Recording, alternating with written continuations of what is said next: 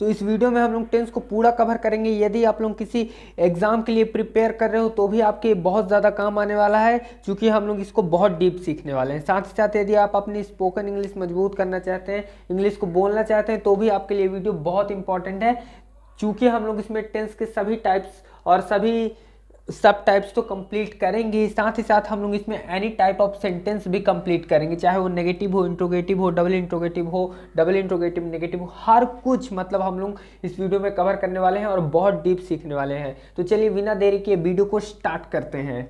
तो सबसे पहले हम लोग समझते हैं कि टेंस, बेसिकली टेंस है क्या, क्यों बनाया गया है इसे। तो इंग्लिश ग्रामर में हमको एक ऐसे स्ट्रक्चर की ज़रूरत थी जो कि हमें ये बता सके कि कोई काम किस समय में हुआ है और कितना हुआ है। मतलब मेनली टेंस बनाने का रीज़न क्या है कि इससे हमें काम का पता चलता है कि कोई काम कितना हुआ है, और समय का पता चलता है कि किस समय में हुआ है। ये इसका बेसिक कॉन्सेप्ट है। और जो टेंस है इसका मतलब ही होता है काल, यानी कि समय। और समय हम लोग जैसा कि जानते ही हैं कि समय 3 टाइप्स के होते हैं। एक होता है प्रेजेंट, जो कि अभी है, चल रहा है। एक होता है पास्ट, जो कि बीत चुका है। यही ना होते हैं समय, एक अभी हो गया जो प्रेजेंट है, ये वर्तमान काल हो गया यानी अभी का समय। एक पास्ट होता है जो कि बीत चुका है यानी भूतकाल, बीता हुआ समय। एक होता है फ्यूचर, ये हम लोग एक्सपेक्टेशन मानते हैं कि आने वाला समय, यानी फ्यूचर में आने वाला समय। तो समय हम लोग 3 ही तरह के जानते हैं, एक प्रेजेंट, पास्ट और एक फ्यूचर। अब समय तो इस तरह से, इसलिए टेंस के जो 3 टाइप्स हैं वो ये होते हैं, प्रेजेंट, पास्ट और फ्यूचर, क्योंकि समय को 3 तरह से कैटेगराइज किया गया है। तो ये इसके टाइप्स हो गए। इजीली आपको कुछ भी रटना नहीं पड़ेगा। यदि आप लोग इस वीडियो को देख रहे हैं इजीली सब कुछ क्लियर हो जाएगा, बस आप लोग को नोट करते हुए चलना है। यदि आप थोड़ा थोड़ा भी नोट करते चल रहे हैं तो आपको सब कुछ इसमें क्लियर हो जाएगा बिना रटे, सब कॉन्सेप्ट से। ठीक, तो प्रेजेंट, पास्ट, फ्यूचर यहाँ तक अपने क्लियर है कि समय यहाँ तक आ गया। समय के ये 3 टाइप्स हैं, इसलिए समय इतना हो गया। अब बारी है काम को बांटने की। तो काम को कैसे बांटा गया है, अब काम को समझते हैं। ठीक, तो काम कितने प्रकार के होते हैं। काम को यदि समझे तो हम लोग कोई काम कर रहे होते हैं, जैसे जाना, खाना, पीना, मैं जा रहा हूँ, मैं खा रहा हूँ, मैं पी रहा हूँ, मैं सो रहा हूँ, मतलब जितने भी ऐसे काम हैं जो कि चल रहे हैं, तो हर समय में वो काम चलते हैं। तो जो भी काम चल रहे हैं उनका जो टाइप होता है, जैसे काम को अब हम लोग बांटते हैं ना, तो जो पहला टाइप है काम का वो कैसा होता है, काम चल रहा होता है यानी कंटिन्यूअस होता है। ठीक, पहला काम क्या हो गया, कंटिन्यूअस, यानी काम चल रहा है, कोई काम चल रहा है। तब हम लोग किसका इस्तेमाल करते हैं, कंटिन्यूअस का। जब हमको कोई काम चल रहा हो बताना हो किसी भी टेंस में, तो हम लोग किसका इस्तेमाल करते हैं, कंटिन्यूअस का। दूसरा किसका इस्तेमाल करते हैं, अब कोई काम चल रहा है इसके लिए कंटिन्यूअस। अब कोई काम खत्म हो चुका है, मतलब पूरी तरह से कंप्लीट हो चुका है, काम खत्म हो चुका है, तो उसके लिए हम लोग किसका इस्तेमाल करते हैं, उसके लिए हम लोग करते हैं परफेक्ट का इस्तेमाल। परफेक्ट का इस्तेमाल हम लोग तब करते हैं जब हम लोग को काम को पूरा होने को बताना रहता है कि हाँ ये काम पूरा हो चुका है हर टेंस में। ठीक, उसके बाद एक होता है इनडेफिनेट। इनडेफिनेट क्यों, क्योंकि कोई काम चल रहा होगा, कोई काम खत्म हो चुका है, तो कोई काम ऐसा होगा जो कि न चल रहा होगा ना ही खत्म हो चुका होगा। जैसे मैं जाता हूँ, मैं खाता हूँ, मैं पीता हूँ, मैं सोता हूँ, मतलब इस तरह के काम जिनमें आपको ये पता चल रहा है कि काम हो चुका है, कि हो रहा है। जैसे मैंने कह दिया मैं सोता हूँ, तो मतलब आपको समझ में आ रहा है कि मैं सो रहा हूँ कि सो चुका हूँ। सिर्फ मैंने कहा मैं सोता हूँ, तो इससे आपको काम का क्लियरिटी नहीं मिल पा रहा है कि काम क्या है, हो रहा है कि हो चुका है। तो इस तरह के सेंटेंस जो कि डेफिनेट नहीं है, क्लियर नहीं हो रहे हैं अपने को, उनको हम लोग इनडेफिनेट कहते हैं। ठीक, इनडेफिनेट में उनको कैटेगराइज करते हैं। यहाँ तक क्लियर है। और एक होता है, और इसका सब टाइप होता है, जिसमें हम लोग मेनली कोई काम किसी समय से किसी समय तक चलता है, तो उसके लिए हम लोग परफेक्ट कंटिन्यूअस का इस्तेमाल करते हैं। इसको अच्छे से समझेंगे। अभी आप मेनली इन तीनों को माइंड पे रखिए, ये तो कन्फ्यूजन बनेगा। ठीक, तो ये होता है परफेक्ट कंटिन्यूअस है। यहाँ तक क्लियर है। अब देखिए अपने को समझ में आ गया कि काम से समय से 3 टाइप्स हुए इसके, प्रेजेंट, पास्ट, फ्यूचर, और काम को बताने के लिए हम लोगों ने इसके सब टाइप्स बनाए, यानी कंटिन्यूअस, परफेक्ट, इंडेफिनिट और परफेक्ट कंटिन्यूअस। यदि हम लोग इसे सिस्टमैटिक बोलें तो मैंने आपको समझाने के लिए ऐसे लिखा है, बाकी आप लोग चाहें तो सबसे पहले हम लोग इंडेफिनिट बोलते हैं, फिर कंटिन्यूअस, फिर परफेक्ट कंटिन्यूअस। तो सिस्टमैटिक आपसे कोई मतलब नहीं है, ये आपको कोई नहीं पूछने वाला है, आपको काम को समझने की काम कितने टाइप से होते हैं। ओके, यहाँ तक क्लियर है आपको? काम इतने टाइप से होते हैं, इसलिए होते हैं, इसलिए ये 4 टाइप से इसके, इसलिए आपको कुछ भी रटना नहीं पड़ेगा, आपको खुद ही समझ में आ जाएगा। यदि आप लोग थोड़ा भी सोच रहे हैं तो आप लोगों को इजीली ये सब क्लियर हो गया होगा कि काम इस टाइप से होते हैं, इसलिए ये इसके 4 सब टाइप्स हो जाते हैं। ठीक, यहाँ तक बात क्लियर है? तो आगे बढ़ते हैं हम लोग। तो जैसा कि आपको क्लियर हो ही गया होगा कि इसी तरह हर टेंस के 4 सब टाइप्स होंगे। जैसे प्रेजेंट में कोई काम यदि हम लोग को बताना है कि ऐसा है जो कि ना हो रहा है ना हो चुका है, तो उसके लिए इनडेफिनेट का इस्तेमाल करेंगे। उसी तरह पास्ट में भी, पास्ट में कोई काम ऐसा होगा तो इनडेफिनेट, फ्यूचर में भी कोई काम होगा तो फ्यूचर इनडेफिनेट। ठीक, उसी तरह यदि फ्यूचर में कोई काम चल रहा है तो फ्यूचर कंटिन्यूअस, पास्ट में कोई काम चल रहा है तो पास्ट कंटिन्यूअस, फ्यूचर में कोई काम चल रहा होगा तो फ्यूचर कंटिन्यूअस। परफेक्ट का इस्तेमाल कब? कोई काम यदि पास्ट में कंप्लीट हो चुका है तो उसके लिए प्रेजेंट परफेक्ट टेंस, यदि पास्ट में कोई काम अपन ने कर लिया है तो उसके लिए past tense, past perfect tense, यदि फ्यूचर में अपन कोई काम कर चुके होंगे उसके लिए फ्यूचर परफेक्ट टेंस। ठीक, उसी तरह परफेक्ट कंटिन्यूअस को हम लोग बाद में डिस्कस करेंगे, अच्छे से समझेंगे। ये मेनली इसलिए होता है कोई काम अपन किसी एक निश्चित समय से किसी एक निश्चित समय तक करते हैं और उसमें समय दिया होता है किसी भी टेंस में, तो हम लोग उसे बताने के लिए इसका इस्तेमाल करते हैं। इसे बाद में अच्छे समझेंगे। पहले उम्मीद है आपको यहाँ तक बात क्लियर हो गया होगा। पूरी तरह से आपको रटना बिल्कुल नहीं पड़ेगा, ना कोई टेंस को रटना पड़ेगा, ना ही उसके सब टाइप्स को रटना पड़ेगा। आपको कॉन्सेप्ट क्लियर है कि क्यों ये हो रहा है और कैसे ये सब आए हैं, उनके मतलब भी आपको अच्छे से क्लियर है। अब जो टेंस बनाने में सबसे इंपॉर्टेंट भूमिका निभाती है वो होता है किसी भी सेंटेंस का स्ट्रक्चर। स्ट्रक्चर के जरिए हम लोग सेंटेंस को ट्रांसलेट कर पाते हैं। ठीक, तो हर टेंस का स्ट्रक्चर एक ही तरह का होता है, बस कुछ हेल्पिंग वर्ब चेंज हो जाती हैं, बस उतना ही चेंजेस है। मैं आपको आज यहाँ पे इतने ट्रिक्स बताने वाला हूँ, ऐसे इजी ट्रिक्स बताने वाला हूँ जिसके जरिए आप हर टेंस को इजीली ट्रांसलेट कर पाएंगे। साथ ही साथ मैं आपको स्ट्रक्चर का कॉन्सेप्ट दे दूंगा जिसके जरिए आप लोग सबका स्ट्रक्चर खुद ही बना सकते हैं। ओके, कुछ चीज़ें बस आपको जाननी पड़ेंगी। ठीक है, तो हम लोग बिल्कुल इजीली स्टार्ट कर रहे हैं और बहुत अच्छे से हम लोग सब कुछ सीखने वाले हैं। वीडियो को छोड़ के मत जाएगा, एंड तक बने रहेगा। तो देखिए कैसे हम लोग स्ट्रक्चर बनाते हैं। यदि हम लोग समझे हिंदी का भी स्ट्रक्चर और इंग्लिश का भी स्ट्रक्चर, दोनों का स्ट्रक्चर 3 ही चीज पर निर्भर करता है। एक होता है उसका कर्ता, एक होती है उसकी क्रिया, एक होता है उसका कर्म। इंग्लिश में कर्ता कौन? सब्जेक्ट, क्रिया क्या? वर्ब, और कर्म क्या? ऑब्जेक्ट।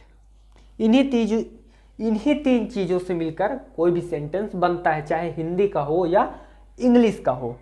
यदि हम लोग हिंदी में कोई सेंटेंस को बोलते हैं, जैसे एकदम इजी सेंटेंस लेता हूं, राम स्कूल जाता है, तो वहां जो राम है वो क्या है? वो कर्ता है। ठीक, जो क्या काम कर रहा है? वो जाने का। तो जो जाना है वो उसकी क्रिया है, वो काम क्या कर रहा है? जाने का काम कर रहा है। और कर्म क्या है? स्कूल है, वो स्कूल जा रहा है। ठीक, इस तरह आपको इंग्लिश में भी क्लियर हो गया। सब्जेक्ट क्या है? राम है जो काम कर रहा है। वर्ब क्या है? खाना पीना उठना सोना, जो भी हम लोग काम कर रहे हैं वो वर्ब होती है। और ऑब्जेक्ट क्या होता है? जो भी अदर वर्ड्स दिए होते हैं उस सेंटेंस में वो उसका ऑब्जेक्ट होता है। ठीक, यहाँ तक बात क्लियर है। तो इन्हीं 3 चीज़ों से मिल करके कोई भी सेंटेंस बनता है, सब्जेक्ट, वर्ब और ऑब्जेक्ट। ये हर सेंटेंस में कॉमन होते हैं, बस इनके बीच में हेल्पिंग वर्ब आ जाती है जिसके जरिए हम लोग इंग्लिश में टेंस की पहचान करते हैं। ठीक, काम से तो अपने को क्लियर हो जाएगा। हिंदी में जो सेंटेंस दिए हैं अपन उनको समझ सकते हैं कि हाँ ये जा रहा है, ये खा रहा है, ये पी रहा है, तो कंटिन्यूअस का सेंटेंस है, परफेक्ट का सेंटेंस है, जैसे मैंने आपको कॉन्सेप्ट इनके बताए। तो उस हिसाब से तो हम लोग हिंदी में पकड़ सकते हैं कि हाँ ये इस टेंस का सेंटेंस है। लेकिन हम लोग इंग्लिश में कैसे पकड़ेंगे? तो उसके लिए यहाँ एक इम्पॉर्टेंट चीज़ आ जाती है, हेल्पिंग वर्ब। इसका मेन रोल ये है कि हमें ये बता देता है कि इंग्लिश में कोई भी जो सेंटेंस दिया हुआ है वो किस टेंस का है। इसलिए हर एक टेंस के अलग अलग हेल्पिंग वर्ब्स होते हैं जिसके ज़रिए ही हम लोग उनकी पहचान कर पाते हैं। इजी है, हम लोग बिल्कुल एकदम बेसिक से और इम्पॉर्टेंट तरीके से हम लोग हर कुछ सीख रहे हैं। आगे बढ़ते हैं। यहाँ तक यदि तो हर टेंस के स्ट्रक्चर को हम लोग बना लेते हैं, फिर इनके एग्जांपल्स लेंगे और एनी टाइप ऑफ सेंटेंस में उन्हें ट्रांसलेट करेंगे। तो इनडेफिनेट का स्ट्रक्चर कैसे बनता है, सबसे पहले जैसा कि मैंने आपको बताया सब्जेक्ट ही आएगा हर किसी टेंस में, ठीक, सब्जेक्ट आएगा। उसके बाद क्या आती है, हेल्पिंग वर्ब आती है किसी की भी। लेकिन जो प्रेजेंट का इनडेफिनेट टेंस के जो अफर्मेटिव सेंटेंस होते हैं यानी हामी वाले वाक्य, उनमें कोई हेल्पिंग वर्ब नहीं होते। ये भी एक ट्रिक है, आप लोग ट्रिक में नोट कर लीजिएगा कि प्रेजेंट टेंस का जो इनडेफिनेट जो सेंटेंस होता है उसमें कोई हेल्पिंग वर्ब नहीं लगती है, ठीक। अफर्मेटिव में, अफर्मेटिव सेंटेंस जिनको हम बोलते हैं, जैसे मैं जाता हूँ, मैं खाता हूँ, मैं पीता हूँ। नेगेटिव कौन से, जिनको हम नाम बोलते हैं, मैं नहीं जाता हूँ, मैं नहीं खाता हूँ। हालांकि उन सब सेंटेंस को हम लोग डिस्कस करेंगे, बस आप लोगों को यहाँ ये समझना है इसमें कोई हेल्पिंग वर्ब नहीं लगती है, ठीक, अफर्मेटिव में। उसके बाद क्या आ जाता है, हेल्पिंग वर्ब के बाद क्रिया आती है अपनी कि क्या काम कर रहा है, तो इसमें मेन वर्ब लगेगा। मेन वर्ब का फर्स्ट फॉर्म होता है क्रिया। जानते हैं आप लोग किसी भी जो क्रिया है उसके 3 फॉर्म्स होते हैं, फर्स्ट, सेकंड, थर्ड। आप लोगों को मैं इंपॉर्टेंट जो वर्ब्स हैं उनके जो फॉर्म है उनको मैं अपने टेलीग्राम चैनल पे डाल दूंगा, आप वहां से देख लीजिएगा, कुछ मोस्ट इंपॉर्टेंट जो हमेशा काम आते हैं, ठीक। तो ये हो गया, मेन वर्ब की फर्स्ट फॉर्म ही आएगी और लास्ट में ऑब्जेक्ट, जैसे कि मैंने आपको बताया था। इजीली यही स्ट्रक्चर है, बस अलग अलग सेंटेंस में अलग अलग तरह से हो जाता है। मैं आपको एनी टाइप ऑफ सेंटेंस में भी इसे करके बताऊंगा। बाकी आप लोगों को इतना छोटा सा स्ट्रक्चर याद रखना है सिर्फ, और याद भी नहीं रखना है, ये तो मैंने आपको समझा दिया कि कैसे बनता है स्ट्रक्चर खुद ही, ये रखिएगा। और दूसरा ट्रिक, ये मोस्ट इंपॉर्टेंट ट्रिक मैं आपको बता रहा हूं जो हर जगह काम आएगा। कंटिन्यूअस का कोई भी टेंस हो, चाहे पास्ट में हो, चाहे फ्यूचर में हो, चाहे प्रेजेंट में हो, इसमें हमेशा मेन वर्ब की फर्स्ट फॉर्म के साथ आईएनजी लगेगा ही लगेगा। 100% ये इंपॉर्टेंट है, इसे आप लोग नोट कर लीजिए, माइंड में उतार लीजिए कि कंटिन्यूअस का कोई भी सेंटेंस हो, कोई भी टेंस हो, तो उसमें मेन वर्ब की फर्स्ट फॉर्म के साथ आईएनजी लगेगा ही लगेगा, ठीक। तो इसका भी स्ट्रक्चर बनाते हैं अफर्मेटिव का। सबसे पहले सब्जेक्ट, उसके बाद वर्ब आएगी, तो ये मतलब हेल्पिंग वर्ब आएगी, है ना, टेंस को पहचानने के लिए। तो हम लोग कंटिन्यूअस कैसे पहचान सकते हैं, इसमें क्या हेल्पिंग वर्ब होती है, इज, एम, आर। इस किसके साथ, एम किसके साथ, आर किसके साथ, इसे थोड़ा समझ लेते हैं। तो इज क्या क्या होती है, I, we, you, they, he, she, it, that, name. ये 2 तरह से कैटेगराइज होते हैं। जैसे तो अब हम लोग समझते हैं इज, एम, आर किसके साथ। तो देखिए आई के साथ सिर्फ एम लगता है, बाकी जो सारे जो प्लूरल्स हैं जैसे वी, यू, दे, ये सब के साथ आर लगेगा, ठीक। जो प्लूरल्स हैं वी, यू, दे और प्लूरल्स, और जो प्लूरल्स हैं इन सब के साथ क्या लगेगा, आर लगेगा, ठीक। प्लूरल्स के साथ समझ में ही आ जाता है कि आर ही लगेगा। और जो बाकी सारे बच गए, ही, शी, इट, दैट, नेम, ये जो सारे बच गए इन सब के साथ इज लगेगा। ये आप लोग हमेशा याद रखिएगा कि प्लूरल्स जो कैटेगराइज हैं वो क्या क्या होते हैं, आई, वी, यू, दे, ये सारे प्लूरल्स में आ जाते हैं। ये इन दोनों में ही कैटेगराइज होता है हमेशा, जितने भी जो वर्ब्स हेल्पिंग वर्ब आते हैं। ये एक सेक्शन इसका अलग हो जाता है, एक ये अलग हो जाता है, ही, शी, इट, दैट, नेम, ठीक। तो इसे आप लोग यदि पकड़ के चलेंगे तो आपको हर जगह काम आने वाला है, ठीक। तो आप लोग इसे भी नोट कर लीजिएगा अच्छे से। इन सब के साथ क्या लग जाएगा, इज लग जाएगा सिंपली। मैंने आपको फर्स्ट, सेकेंड, थर्ड पर्सन करके नहीं बताया क्योंकि वो डिफिकल्ट पड़ेगा और आप लोग कंफ्यूज हो सकते हैं। ये ट्रिक बहुत इजी है जो हर टेंस में आपको काम आने वाला है, ओके। यहाँ पे यदि आप लोग इसे नोट कर चुके हैं तो मैं इसे अभी तो इसके स्ट्रक्चर में बचा है। मेन वर्ब की फर्स्ट फॉर्म के साथ आईएनजी इंपॉर्टेंट है, लास्ट में आएगा इसके ऑब्जेक्ट, ओके। ऑब्जेक्ट लास्ट में लगेगा ही, सबके मैंने बताया। सब्जेक्ट हो गया, हेल्पिंग वर्ब हो गया, मतलब मेन वर्ब हो गया, हेल्पिंग वर्ब हो गया, तो लास्ट में ऑब्जेक्ट तो बचा ही है, तो लगेगा ही। फिर परफेक्ट क्या, सबसे पहले सब्जेक्ट वही है, सबका स्ट्रक्चर वैसे ही है, सबका स्ट्रक्चर वैसे ही होता है। इसीलिए मैंने आपको पहले कॉन्सेप्ट बताया है ताकि आप लोग किसी का भी स्ट्रक्चर बना सके। सबसे पहले सब्जेक्ट ही आएगा, उसके बाद आपने को पता है कि हेल्पिंग वर्ब आएगा टेंस को पहचानने के लिए। तो हेल्पिंग वर्ब कौन सी लगती है इसमें, प्रेजेंट में, इसमें लगता है हैज और हैव। किसके साथ हैज, किसके साथ हैव, मैंने आपको अभी रूल बताया है कि हैज किसके साथ लगेगा, आई, वी, यू, दे। जैसे ये अलग अलग हो जाते हैं तो आई, वी, यू, दे जितने भी प्लूरल्स हैं उन सभी के साथ हैव लगेगा, जो बाकी सारे बच गए ही शी इट दैट नेम उन सब के साथ हैज लगेगा। ओके, इसलिए मैंने आपको वो रूल पहले बताया है, क्योंकि उस रूल से हम लोग जितने भी हेल्पिंग वर्ब हैं उन्हें इजीली सेपरेट करके समझ सकते हैं कि किसके साथ क्या लगेगा। उसके बाद सिंपली आगे बढ़ जाएंगे। फिर इसमें मेन वर्ब की थर्ड फॉर्म आ जाएगी, ये भी मोस्ट इंपॉर्टेंट है।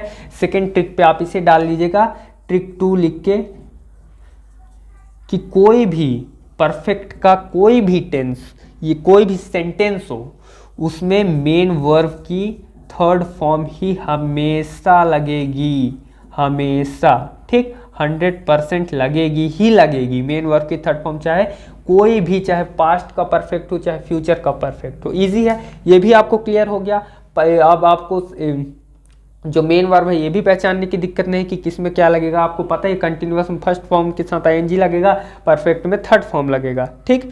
बाकी जो भी कंटिन्यूअस, जैसे परफेक्ट कंटिन्यूअस उसमें मेन वर्ब फर्स्ट फॉर्म के साथ आईएनजी, और जो इनडेफिनेट है उसमें तो मेन वर्ब की फर्स्ट फॉर्म लगती ही है, बस पास्ट में वो सेकेंड लगता है। तो हम लोग सब कुछ डिस्कस करेंगे। मेन वर्ब थर्ड फॉर्म के साथ आईएनजी नहीं लगेगा, इसमें परफेक्ट है, और लास्ट में क्या आ जाएगा, सिंपली ऑब्जेक्ट। ये हो गया इसका स्ट्रक्चर। सबके एग्जाम्पल मिला करके देखेंगे। यदि हम लोग एग्जाम्पल को एक एक करके हम लोग अब टेंस को डीप समझते हैं, तो अब हम लोग एक एक करके टेंस के स्ट्रक्चर को समझ लिए हैं इजीली, बहुत इजीली हम लोग सीखा है। अब एक एक टेंस को डीप समझते हैं, ठीक। प्रेजेंट इंडेफिनिट टेंस पे चलते हैं और उसे एकदम बेसिक से सीखते हैं कि क्या होता है, कैसे इसका इस्तेमाल किया जाता है, कहाँ किया जाता है और कब कब इसका इस्तेमाल होता है। एग्जाम्पल ले रहा हूँ मैं अफर्मेटिव सेंटेंस का, इसे आपको समझाता हूँ ताकि हम लोग जल्दी जल्दी कवर कर पाएँ। सबसे पहले मैं स्कूल जाता हूँ, कैसे ट्रांसलेट करेंगे, मैंने जैसे स्ट्रक्चर बताया। सबसे पहले सब्जेक्ट क्या है, यहाँ आई की इंग्लिश मैं होती है, आई के बाद क्या लगेगा, हेल्पिंग वर्ब। चूंकि अफर्मेटिव सेंटेंस में प्रेजेंट इंडेफिनिट कोई हेल्पिंग वर्ब नहीं होती, तो हेल्पिंग वर्ब अपने को नहीं लगाना है, ठीक। आई के बाद हम लोग को क्या करना है, आई के बाद हम लोग को स्कूल को देखना है। आई के बाद हम लोग क्या लगाएंगे, मेन वर्ब फर्स्ट फॉर्म लगाएंगे। तो यहाँ काम क्या हो रहा है, जाने का काम हो रहा है, तो आई गो, फिर उसके बाद टू स्कूल। ओके, अगला एग्जांपल लेते हैं। राम खाना खाता है, इसे कैसे ट्रांसलेट करेंगे, तो देखिए सबसे पहले यहाँ आएगा राम। राम एक नाम है, तो यहाँ पे आप लोग अक्सर करके याद रखिएगा। मैंने स्ट्रक्चर पे आपको तुरंत नहीं बताया ताकि आप लोगों को स्ट्रक्चर क्लियर हो सके, मैं यहाँ पे बता रहा हूँ। कोई भी जब ही शी इट दैट नेम का हम लोग इनडेफिनेट में इस्तेमाल करते हैं प्रेजेंट में, तो इसमें स्ट्रक्चर में क्या लगता है, सब्जेक्ट के बाद जो वर्ब आती है उसमें क्रिया में एस या ई एस जुड़ता है। जैसे ही शी इट दैट नेम कोई भी रहेगा प्लूरल्स को छोड़ करके, तो उसमें जो क्रिया है, जैसे यहाँ काम क्या कर रहा है वो खाने का, तो ईट के साथ क्या लगाऊंगा मैं, ईट्स, एस लग जाएगा, ठीक। एस या ई एस लगाते हैं हम लोग, इजी है आपको। अब ई एस किसके साथ लगता है, तो इसके ऊपर मैंने डेडिकेटेड वीडियो बना रखी है, लिंक डिस्क्रिप्शन पे दे दूंगा, आप लोग वहाँ जाके चेक कर सकते हैं तो किसके साथ एस या ई एस लगता है, ठीक है। हम लोग को बहुत ज़्यादा लंबी वीडियो नहीं करनी है। तो इस तरह से राम इट्स फूड, राम खाना खाता है। आगे हम लोग बढ़ते हैं, जल्दी से चलते हैं हम लोग नेगेटिव सेंटेंस, इंट्रोगेटिव सेंटेंस समझ। तो प्रेजेंट इंडेफिनिट टेंस का इस्तेमाल हम लोग और भी कुछ जगहों पर करते हैं, जैसे कि हम लोग को अपनी कोई हैबिट बतानी होती है, जैसे मैं हर शाम को वॉक पर जाता हूँ, मैं हर दिन लिखता हूँ, है ना। इस तरह से अपनी कोई हैबिट बतानी हो, कोई सर्वमान्य सत्य जिसको कहते हैं वर्ल्ड्स ट्रूथ, कोई ऐसी घटना जैसे कि सूर्य पूर्व से उगता है, धरती पे 7 समंदर है, इस तरह जो मतलब सर्वमान्य सत्य हैं, जो कि वर्ल्ड ट्रूथ है, सच्चाई है, जो उन सबको बताने के लिए भी हम लोग इस टेंस का इस्तेमाल करते हैं, ठीक। तो जैसे मैं एक सेंटेंस लेता हूं, जैसे सूर्य पूर्व से उगता है, तो हम लोग इसे इसी टेंस की जो स्ट्रक्चर है उसे सॉल्व करेंगे इनडेफिनिट के। जो अफर्मेटिव सेंटेंस जैसे सूर्य पूर्व से उगता है, तो द सन, ये हो गया उसका सब्जेक्ट, और जो वर्ब है वो क्या है, उगना, उगने की इंग्लिश होती है राइज, और उसके साथ क्या लग जाएगा, क्रिया में एस या ई एस जुड़ेगा, चूंकि ये ही शी इट दैट नेम है, ठीक। तो द सन राइजेस, यस लग जाएगा, इन द ईस्ट, पूर्व से उगता है, ठीक है। अब हम लोग नेगेटिव को थोड़ा सा समझ लेते हैं। हम लोग any type of sentence cover कर रहे हैं, इसलिए हम लोग negative, interrogative, double interrogative, negative, हर तरह के सेंटेंस को भी देखने वाले हैं, ताकि हम लोग एकदम डीप समझ सके और किसी भी तरह के वाक्य को ईजिली बोल सके। तो इसका कैसे बनेगा, सबसे पहले सब्जेक्ट आएगा, उसके बाद हेल्पिंग वर्ब आएगा, तो इसमें हेल्पिंग वर्ब में डू या डज लगता है, ठीक। फिर उसके बाद मेन वर्ब की फर्स्ट फॉर्म ही लगेगी, लास्ट में ऑब्जेक्ट ही आएगा, इंडेफिनेट टेंस है तो प्रेजेंट का। अब देखिए डू किसके साथ, डस किसके साथ, वही रूल है, आई वी यू दे, यानी आई और प्लूरल सभी के साथ डू, बाकी जो सारे बच गए ही शी इट दैट नेम उन सब के साथ डज। इजीली क्लियर है। एग्जांपल जल्दी से देख लेते हैं। मैं झूठ नहीं बोलता हूँ, आई के साथ क्या लगेगा, आई के साथ हमेशा डू लगेगा, जैसे कि मैंने आपको बताया प्लूरल सबके साथ डू लगता है, आई डू। और चूंकि यहाँ पे एक और चीज़, अब अपने को ये स्ट्रक्चर में क्या गड़बड़ी दिख रहा है, यहाँ वाक्य में नहीं है, ठीक, नहीं दिख रहा है अपने को, तो इसमें भी हमको नहीं कहीं ना कहीं ऐड करना पड़ेगा। तो हेल्पिंग वर्ब के बाद यहाँ पे हम लोग नॉट लगा देते हैं, इसके बाद मेन वर्ब आता है, ठीक। इसलिए आपको यहाँ पे आई डू नॉट हम लोग इसलिए लगाएंगे स्ट्रक्चर में, चूंकि सेंटेंस में नॉट है, इसलिए आप लोगों को इजीली ये सब क्लियर हो जाना चाहिए, आपको कुछ भी रटना नहीं है, ठीक। तो आई डू नॉट, और यहाँ पे काम क्या कर रहे हैं हम लोग, बोलने के लिए, बोलने का काम कर रहे हैं, तो उसकी इंग्लिश होती है tell, I do not tell. और झूठ बोलने के लिए a lie, I do not tell a lie, मैं झूठ नहीं बोलता हूँ। डांस नहीं करता है, तो इसे कैसे ट्रांसलेट करेंगे, सबसे पहले यहाँ जो सब्जेक्ट है राम, वो आ गया, राम के साथ डज ही लगेगा, जैसे कि मैंने आपको बता दिया, राम डज, फिर नॉट आ जाएगा, नहीं है तो राम डज नॉट। और डांस, डांस के साथ मुझे क्या लगाना पड़ेगा, ई एस। क्या है, मैं एस या ई एस लगा दूं डांस के साथ, बिल्कुल नहीं लगाऊंगा। क्यों, क्योंकि यहाँ पे पहले ही डज लग चुका है, ठीक। एक बार जब एस या ई एस लग चुका है तो हम लोग दोबारा नहीं लगाने वाले हैं, ठीक है। तो आप लोगों को याद रखना है, जब आप लोग डू डज लगा दें तो आप लोगों को क्रिया पे कोई भी बदलाव नहीं करना, वो सिर्फ अफर्मेटिव सेंटेंस के लिए है, जिनको अपन हाँ में बोलते हैं। बाकी सभी के साथ हेल्पिंग वर्ब जब लग जाती है तो क्रिया में कोई बदलाव नहीं होता है, सिर्फ अफर्मेटिव सेंटेंस में एस या ई एस लगता है। और किसके साथ लगता है, ही शी इट दैट नेम के साथ, यानी सिंगुलर्स के साथ, ठीक है। क्लियर हो रहा है आपको सब कुछ। तो आगे बढ़ते हैं, इसका इंट्रोगेटिव सेंटेंस देखते हैं। तो अब अपन लोग इंट्रोगेटिव और डबल इंट्रोगेटिव समझते हैं प्रेजेंट इंडेफिनिट टेंस का।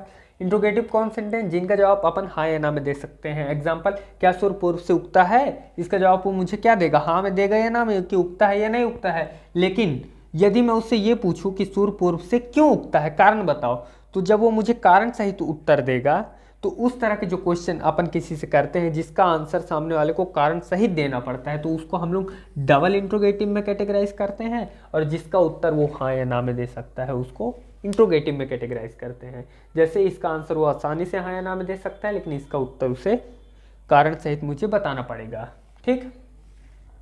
तो इसका स्ट्रक्चर क्या होता है, इसका स्ट्रक्चर होता है सबसे पहले, बस इसमें थोड़ा सा चेंज है, हेल्पिंग वर्ब को पहले ले आते हैं। इसमें हेल्पिंग वर्ब क्या है, डू या डज, अरे हेल्पिंग वर्ब को सामने ले आते हैं, डू या डस को। उसके बाद क्या होता है, उसके बाद सेम वही स्ट्रक्चर, सब्जेक्ट के बाद मेन वर्ब की फर्स्ट फॉर्म, लास्ट में ऑब्जेक्ट, वही स्ट्रक्चर। लास्ट में क्वेश्चन मार्क इसमें इंपॉर्टेंट है लिखते टाइम, ठीक। इंट्रोगेटिव में प्रश्नवाचक वाक्य में क्वेश्चन मार्क इंपॉर्टेंट है, यदि लिख रहे हैं आप तो लिखिएगा, नंबर कटेगा। तो डबल इंट्रोगेटिव में बोलने के लिए तो आप कुछ भी बोल सकते हैं, लेकिन लिखने टाइम अपने को लगाना पड़ता है। डबल इंट्रोगेटिव में क्या स्ट्रक्चर है, यही स्ट्रक्चर है सेम, हेल्पिंग वर्ब, फिर सब्जेक्ट, फिर मेन वर्ब की फर्स्ट फॉर्म, लास्ट में ऑब्जेक्ट, यही स्ट्रक्चर है, यही स्ट्रक्चर है। बस क्या करना है आपको, इसके आगे ये WH को जोड़ देना है। WH क्या होता है, WH एक WH फैमिली का मेंबर, इसको WH को जोड़ दें। WH क्या मतलब होता है, WH फैमिली के मेंबर कौन कौन से होते हैं, क्या, क्यों, कब, कहाँ, ये सब जितने भी प्रश्नवाचक वाक्य होते हैं, क्या, क्यों, कब, कहाँ, ये सारे WH फैमिली के मेंबर होते हैं, ठीक। इनका चूंकि स्पेलिंग का पहला अक्षर W शुरू होता है, इसलिए इन्हें WH फैमिली कहते हैं। आप लोगों को जितने WH फैमिली के इंपॉर्टेंट मेंबर है सारे मेरे टेलीग्राम चैनल पे मिल जाएंगे, आप वहाँ जाकर मुझे मैसेज कर दीजिएगा, ठीक। तो क्या, क्यों, कब, ये यहाँ पे जुड़ रहा है सिर्फ इसलिए WH फैमिली के मेंबर, बाकी सारा स्ट्रक्चर सेम है, देख सकते हैं आप लोग, कोई दिक्कत नहीं। टेंस बहुत ईजी, आप लोग सिस्टमैटिक पढ़ते नहीं है, जिसके कारण आपको बनता नहीं है, ठीक। अगला तो हम लोग जल्दी जल्दी ट्रांसलेट कर लेते हैं। क्या सूर्य पूर्व से उगता है, ये क्वेश्चन मैं किसी से करूंगा तो इसका जवाब वो मुझे हाँ या ना में दे सकता है, ठीक। तो चूंकि यहाँ सबसे पहले मुझे हेल्पिंग वर्ब लाना है, तो सूर्य क्या है, एक ऑब्जेक्ट है, सिंगुलर नंबर, जैसे ही शी इट दैट नेम, तो क्या आएगा इसके, द सन, इसके साथ क्या लगेगा, इसके साथ डज ही लगेगा, तो डज पहले मैं लिख दूंगा, सन को बाद में लिखूंगा, चूंकि हेल्पिंग वर्ब पहले आएगा तो क्या लिखूंगा पहले मैं, डज द सन। अब मैं राइज के साथ ईएस लगा दूं, राइजेस कर दूं, क्या नहीं करूंगा, चूंकि यहां डज पहले ही लग चुका है, तो क्या हो जाएगा rise, the sun rise in the east, पूर्व में उगता है, ठीक, लास्ट में क्वेश्चन मार्क। इसी तरह से डबल इंट्रोगेटिव में सिर्फ यहाँ क्यों जुड़ा है, क्यों को बस लिख लेंगे हम डब्ल्यूएच फैमिली का मेंबर, क्यों की इंग्लिश वाई हो गई, बाकी सेम यही हो जाएगा, why does the sun rise in the east, वही हो जाएगा, आप लोग समझ सकते हैं इजीली, ठीक है। तो आप लोगों को यहाँ तक बात क्लियर हो गया होगा, सबका स्ट्रक्चर समझ में आ गया होगा easily, interrogative double interrogative sentence भी क्लियर हो गए होंगे। अब मैं आपको इसी में नेगेटिव इंट्रोगेटिव और डबल इंट्रोगेटिव नेगेटिव भी बता दूं, क्या बता देता हूं, ताकि आप लोगों को और ज़्यादा दिक्कत ना हो, आप लोग इजीली समझ सके। बाकी सेंटेंस तो आप लोग कितने ही सॉल्व कर सकते हैं ना, अपने को तरीका पता होना चाहिए। तो सब्जेक्ट के बाद यहाँ यदि मैं नॉट लगा दूं, यहाँ भी सब्जेक्ट के बाद यदि मैं नॉट लगा दूं, बस ये इंट्रोगेटिव नेगेटिव बन गया, ये इंट्रोगेटिव नेगेटिव बन गया। अब मुझे क्या करना है, सूर्य पूर्व से क्यों नहीं उगता है, यदि मैं यहाँ नहीं जोड़ दूं और यहाँ क्या सूर्य पूर्व से नहीं उगता है, बस ये इंट्रोगेटिव नेगेटिव हो गया, डबल इंट्रोगेटिव नेगेटिव हो गया। अब मुझे चेंज कहाँ करना है, why does the sun not rises in the east, और यहाँ भी does the sun not rises in the east, ठीक, वही मतलब हो जाएगा, क्या सूर्य पूर्व से नहीं उगता है, सूर्य पूर्व से क्यों नहीं उगता है, बस नॉट लगा दिए, बाकी सेम पूरा स्ट्रक्चर वही है, कुछ भी नहीं करना है, इजीली सब कुछ आपको क्लियर है, सिस्टमैटिक है, बिल्कुल आपको इजीली सब कुछ बन जाएगा, आप लोगों को कुछ भी नहीं करना, बस इसे सिस्टमैटिक ढंग से पढ़ना था। तो ठीक है, प्रेजेंट टेंस यहाँ पे कंप्लीट होता है अपना। अब अपन लोग पास्ट टेंस पे चलते हैं। तो यहाँ तक ठीक है, प्रेजेंट इंडेफिनिट टेंस अपना पूरी तरह से कंप्लीट होता है। अब अपन प्रेजेंट कंटिन्यूअस पे चलते हैं। प्रेजेंट कंटिन्यूअस टेंस देखते हैं। सबसे पहले अफर्मेटिव सेंटेंस का स्ट्रक्चर कैसे होगा, जैसे कि मैंने आपको बताया था, subject plus helping verb. Continuous tense है तो हेल्पिंग वर्ब मैंने बता ही दिया था आपको, इज, एम और आर लगता है। इसके बाद मेन वर्ब की फर्स्ट फॉर्म के साथ आईएनजी हर किसी कंटिन्यूअस टेंस में लगेगा ही। उसके बाद ऑब्जेक्ट, यही स्ट्रक्चर है ये अफर्मेटिव सेंटेंस का, जिनको अपन हाँ में बोलेंगे, मैं जा रहा हूँ, मैं खा रहा हूँ, मैं पी रहा हूँ, मैं सो रहा हूँ। नेगेटिव सेंटेंस का स्ट्रक्चर देख लीजिए, जिनको अपन नाम बोलेंगे, मैं नहीं जा रहा हूँ, मैं नहीं खा रहा हूँ, मैं नहीं पी रहा हूँ। इसका आपको समझ में आ गया ना कि सेंटेंस कैसे होंगे, जिनके लास्ट में रहा है, रही है, रहे हैं, है ना। आप लोगों को कॉन्सेप्ट पकड़ने, जैसे मैंने बता दिया, काम चल रहा है। बाकी आप लोगों को यदि दिक्कत हो तो आप ये सब रटने वाली चीज़ भी याद रख सकते हैं। बाकी आपको, मुझे उम्मीद है कि कॉन्सेप्ट क्लियर ही हो चुका होगा, तो आपको ये सब चीज़ बताने की ज़रूरत ही नहीं है मुझे। तो सबसे पहले नेगेटिव सेंटेंस में क्या होता है, सबसे पहले सब्जेक्ट ही आएगा, उसके बाद हेल्पिंग वर्ब है helping verb is, am, are. उसके बाद चूंकि नेगेटिव सेंटेंस में नकारात्मक वाक्य जुड़ जाते हैं, मैं नहीं करता हूँ, नहीं जाता हूँ, नहीं जा रहा हूँ, नहीं खा रहा हूँ, इसलिए सिर्फ नॉट लग जाएगा। बाकी सेम वही स्ट्रक्चर है, मेन वर्ब फर्स्ट फॉर्म के साथ आईएनजी, लास्ट में ऑब्जेक्ट, यही स्ट्रक्चर है, ठीक। इंट्रोगेटिव का क्या स्ट्रक्चर होने वाला है, सिंपली सिर्फ हेल्पिंग वर्ब को पहले ले आएंगे, फिर सब्जेक्ट आएगा, फिर उसके बाद क्या होगा, मेन वर्ब की फर्स्ट फॉर्म के साथ आईएनजी आएगा, लास्ट में ऑब्जेक्ट आएगा, बस लास्ट में क्वेश्चन मार्क लगा दीजिएगा, चूंकि नेगेटिव इंट्रोगेटिव सेंटेंस है। बाकी सेम ऐसे ही स्ट्रक्चर है, बस हेल्पिंग वर्ब पहले, बाकी पूरा स्ट्रक्चर वही है। डबल इंट्रोगेटिव में बस डब्ल्यूएच फैमिली जोड़ दीजिए, चूंकि उसमें क्या, क्यों, कब, ये सब वाले वाक्य लगते हैं, इसलिए डब्ल्यूएच फैमिली। बाकी सेम यही स्ट्रक्चर, कुछ भी नहीं है, इजीली आप लोग बताया ना, मैं एक बार में आपको पूरी तरह से टेंस यहाँ पे कंप्लीट करा के भेजूंगा, आप लोग पूरी तरह से इसमें ट्रेंड हो जाएंगे। अब मुझे इंट्रोगेटिव नेगेटिव और डबल इंट्रोगेटिव नेगेटिव बनाना है, तो क्या करना है मुझे, बस यहाँ जो सब्जेक्ट है इसके बाद नॉट लगा देना है, इसमें भी सब्जेक्ट के बाद नॉट लगा देना है, तो इंट्रोगेटिव नेगेटिव और डबल इंट्रोगेटिव नेगेटिव बन जाएगा। चलिए सबका एग्जांपल मिला के हम लोग देखते हैं, इजीली टेंस को ट्रांसलेट करते हैं, और हम लोग सेंटेंस भी पहचानने की कोशिश करेंगे कि कौन सा किस टेंस का है, कौन सा किस सेंटेंस का है, ठीक है, ताकि आप लोगों को भी इजीली क्लियर हो सके। तो चलिए हम लोग एग्जांपल्स को सॉल्व करते हैं और आपको पहचानना है कि कौन सा सेंटेंस है। ठीक, तो मैं पहला एग्जांपल पढ़ता हूँ। संजू दिल्ली जा रहा है, कौन सा सेंटेंस है? अफर्मेटिव सेंटेंस है, क्योंकि ये हामी में बोला जा रहा वाक्य है। ठीक, तो इसे ट्रांसलेट कैसे करेंगे? जैसे कि मैंने आपको स्ट्रक्चर बताया, सबसे पहले संजू, संजू लिखे, सब्जेक्ट कौन है? संजू, तो संजू। उसके बाद क्या आ जाएगा? उसके बाद जैसे कि आप लोग जाने डायरेक्ट हेल्पिंग वर्ब आ जाती, तो हेल्पिंग वर्ब क्या लगेगा? संजू एक नाम है, इसके साथ डज लगेगा। ठीक, लेकिन लेकिन लेकिन यहाँ इंपॉर्टेंट बात यह है, चूंकि ये अफर्मेटिव सेंटेंस है, हामी में बोले जाने वाला वाक्य है प्रेजेंट कंटिन्यूअस का। ठीक, तो इसमें डू या डज नहीं लगेगा।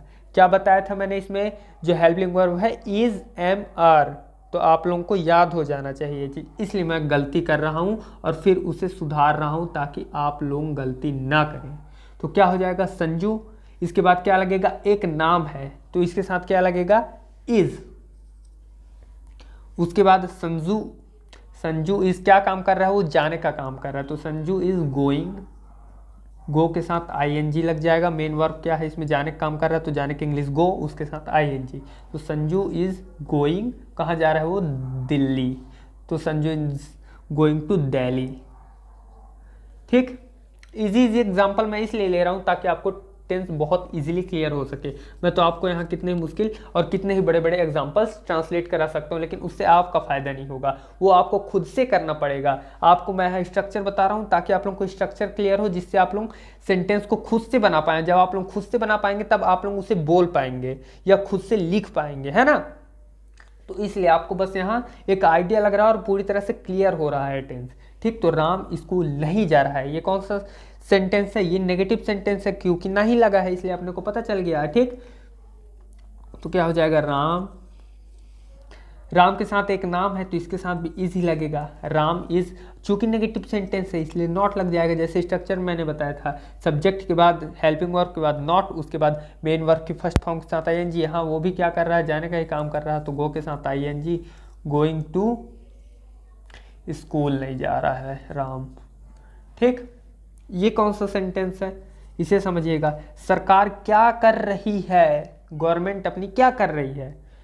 तो ये कौन सा सेंटेंस है? क्या कर रही है। अपने को समझ में आ गया कि ये कारण पूछ रहा है कि क्या कर रही हो, कारण बताओ, नहीं तो आंदोलन पे उतर जाऊंगा मैं, है ना। फैमिली का जो मेंबर है उससे पहले लिखते हैं, तो यहाँ क्या है? मेंबर क्या, क्या की इंग्लिश क्या होती है? What, what. उसके बाद हेल्पिंग वर्ब में क्या लगेगा? सरकार के साथ इज लगेगा, ही शी दैट नेम के अंदर वो भी आता है, तो व्हाट इज द गवर्नमेंट, सरकार के लिए द गवर्नमेंट।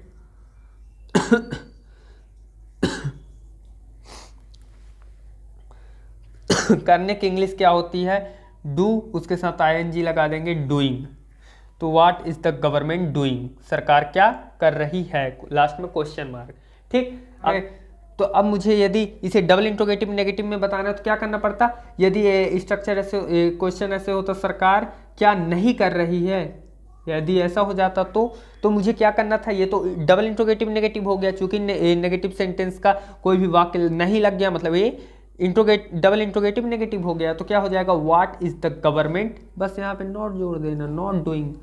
सरकार क्या नहीं कर रही है, तो सरकार तो बोलेगी मैं तो सब कुछ कर रहा हूँ, है ना, सब कुछ कर रही है सरकार, इसलिए। ठीक, तो सिर्फ नॉट लगा के इंट्रोगेटिव में नेगेटिव भी बन जाता है, डबल इंट्रोगेटिव भी नेगेटिव बन जाता है। उम्मीद है आपको प्रेजेंट कंटिन्यूअस टेंस के हर एक टाइप्स के सेंटेंस भी क्लियर हो गए होंगे, ये टेंस भी क्लियर हो गया होगा। आगे बढ़ते हैं परफेक्ट टेंस की ओर। बात करते हैं प्रेजेंट परफेक्ट टेंस की। जैसा कि शुरू में मैंने आपको कॉन्सेप्ट बताया है कि काम के पूरे हो जाने पर, यानी जब काम कंप्लीट हो चुका हो परफेक्टली, तब हम इस टेंस का इस्तेमाल करते हैं। ठीक, तो प्रेजेंट में जो परफेक्ट टेंस है कैसे होगा? कोई काम प्रेजेंट में पूरा हो चुका होगा, जैसे मैं जा चुका हूँ, मैं खा चुका हूँ, मैं सो चुका हूँ, मैं लिख चुका हूँ, मैं पढ़ चुका हूँ, मैं दिल्ली से आ चुका हूँ, मैं वहाँ जा चुका हूँ, मैं ये कर चुका हूँ, है ना। इस तरह के जितने एग्जाम्पल हैं, यानी जहाँ काम पूरा हो चुका हो, सिर्फ चुका हूँ चुकी हूँ नहीं। जैसे मुझे कहना है मैंने खा लिया है, मतलब वो भी परफेक्ट का ही सेंटेंस है। ठीक, तो आप लोगों को कंफ्यूज नहीं होना, एकदम कॉन्सेप्ट पकड़ना है, इसलिए मैं बता रहा हूँ ताकि आप लोग रटे ना, समझें उस चीज़ को। तो जहाँ भी काम पूरा हो चुका है, ख़त्म, परफेक्टली कंप्लीट हो चुका है, वहाँ पे अपन परफेक्ट का इस्तेमाल करते हैं, और प्रेजेंट में है तो इसका मतलब प्रेजेंट में परफेक्ट की बात करेंगे। ठीक, तो क्या होगा इसका, यदि हम लोग कुछ सिंबल देखें तो लास्ट में क्या आता है, चुका है, चुकी है, चुके हैं। ठीक, लेकिन इसको रटना नहीं है, इसके अलावा भी जैसे मैं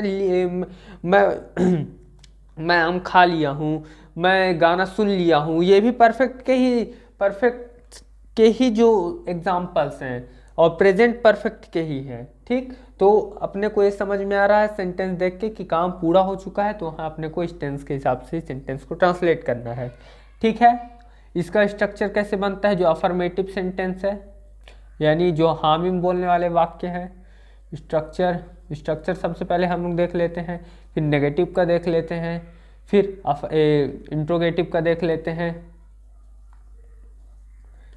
ठीक, फिर डबल इंट्रोगेटिव का भी देख लेते हैं, ताकि सब सेंटेंस क्लियर रहें कि कहीं भी कुछ भी यदि अपने को बोलना है, कोई भी कॉम्पिटिटिव एग्जाम की तैयारी कर रहे हैं तो सब कुछ कवर हो जाए अपने लिए जल्दी जल्दी और इजी वे में। तो अफर्मेटिव का स्ट्रक्चर कैसे बनेगा, जैसा कि मैंने आपको बताया, सबसे पहले सब्जेक्ट आता है, उसके बाद हेल्पिंग वर्ब आती है। तो हेल्पिंग वर्ब इसमें क्या लगेगा, इसमें हेल्पिंग वर्ब लगता है हैज़ और हैव।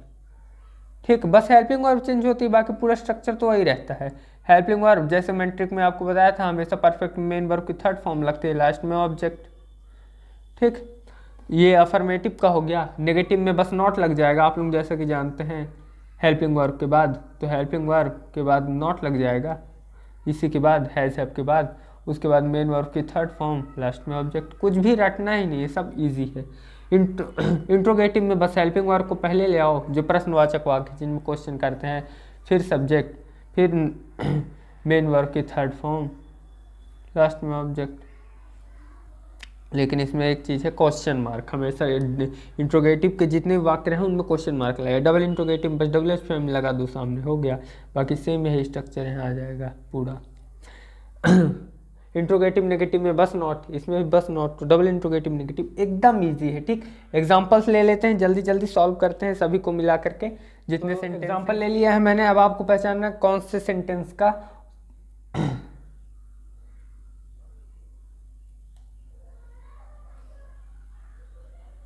तो एग्जांपल ले लिया मैंने, अब आपको पहचानना कि कौन सा सेंटेंस है, अफर्मेटिव है, इंट्रोगेटिव है, नेगेटिव है। तो क्या है एग्जांपल, मैंने आम खा लिया है, तो समझ में ही आ रहा कि अफर्मेटिव का ही एग्जांपल है। तो कैसे ट्रांसलेट करेंगे, सबसे पहले सब्जेक्ट मैंने के लिए आई, उसके बाद हेल्पिंग वर्ब। यहाँ हेल्पिंग वर्ब क्या लगता है, मैंने आपको पहले ही बता दिया था, आई वी यू दे।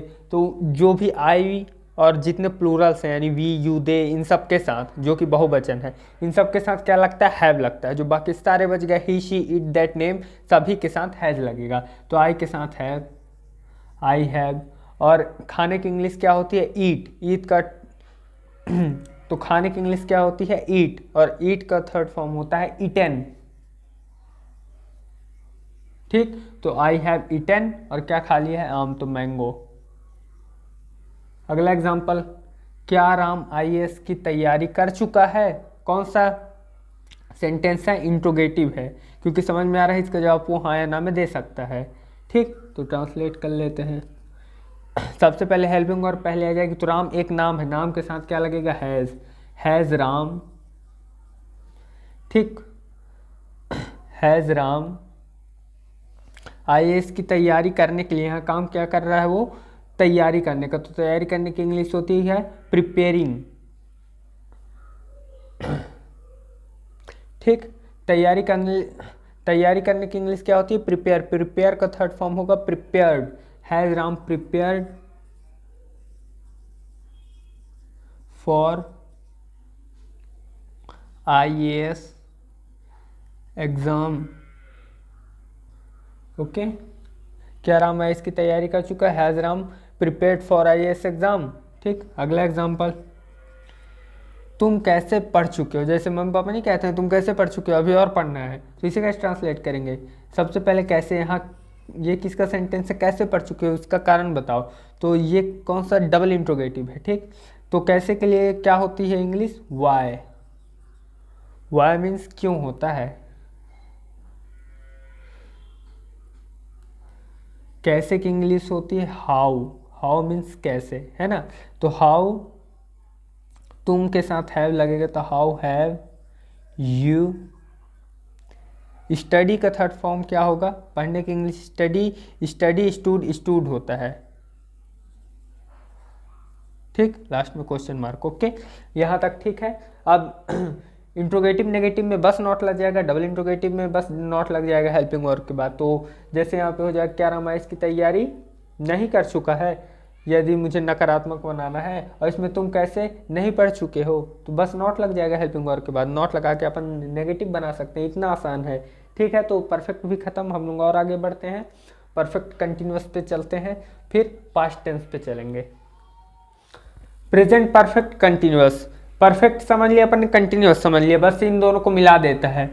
अब इसका एग्जांपल कैसे लेते हैं, देखो कोई भी काम यदि अपन पास्ट में स्टार्ट किए रहते हैं और फ्यूचर में वो अभी तक जारी होता है, जैसे मैं 2 घंटे से पढ़ाई कर रहा हूँ, ठीक, मतलब फ्यूचर में, मतलब पास्ट में अपन ने स्टार्ट किया था 2 घंटे पहले और अब भी वो काम जारी है प्रेजेंट में। तो इस तरह के कामों को बताने के लिए अपन प्रेजेंट परफेक्ट कंटिन्यूअस का इस्तेमाल करते हैं। काम जारी ही रहता है और एक निश्चित समय से चालू होता है, क्योंकि परफेक्ट कंटिन्यूअस है इसलिए एक निश्चित समय से, और फ्यूचर में भी उसका अस्तित्व रहता है, फ्यूचर में वो काम जारी रहता है। कंटिन्यूअस का मतलब वही तो है। तो वाक्य के अंत में कर रहा है, कर रही, कर रहे हैं, ये सब आएगा ही। और ये सब यदि नहीं पता हो तो अपने कॉन्सेप्ट क्लियर है कि हाँ कोई काम यदि किसी समय से किसी समय तक चल रहा होगा प्रेजेंट में, तो वो क्या होगा, प्रेजेंट परफेक्ट कंटिन्यूअस का सेंटेंस होगा। सबसे पहले इसका स्ट्रक्चर देख लेते हैं, इसमें कैसे स्ट्रक्चर बनता है। अफर्मेटिव का स्ट्रक्चर देखते हैं, वही सब्जेक्ट, हेल्पिंग वर्ब जैसे उसमें हैज हैव लग रहा था इसमें भी लगेगा, क्योंकि परफेक्ट है, परफेक्ट में हैज हैव लगेगा, ये तय है।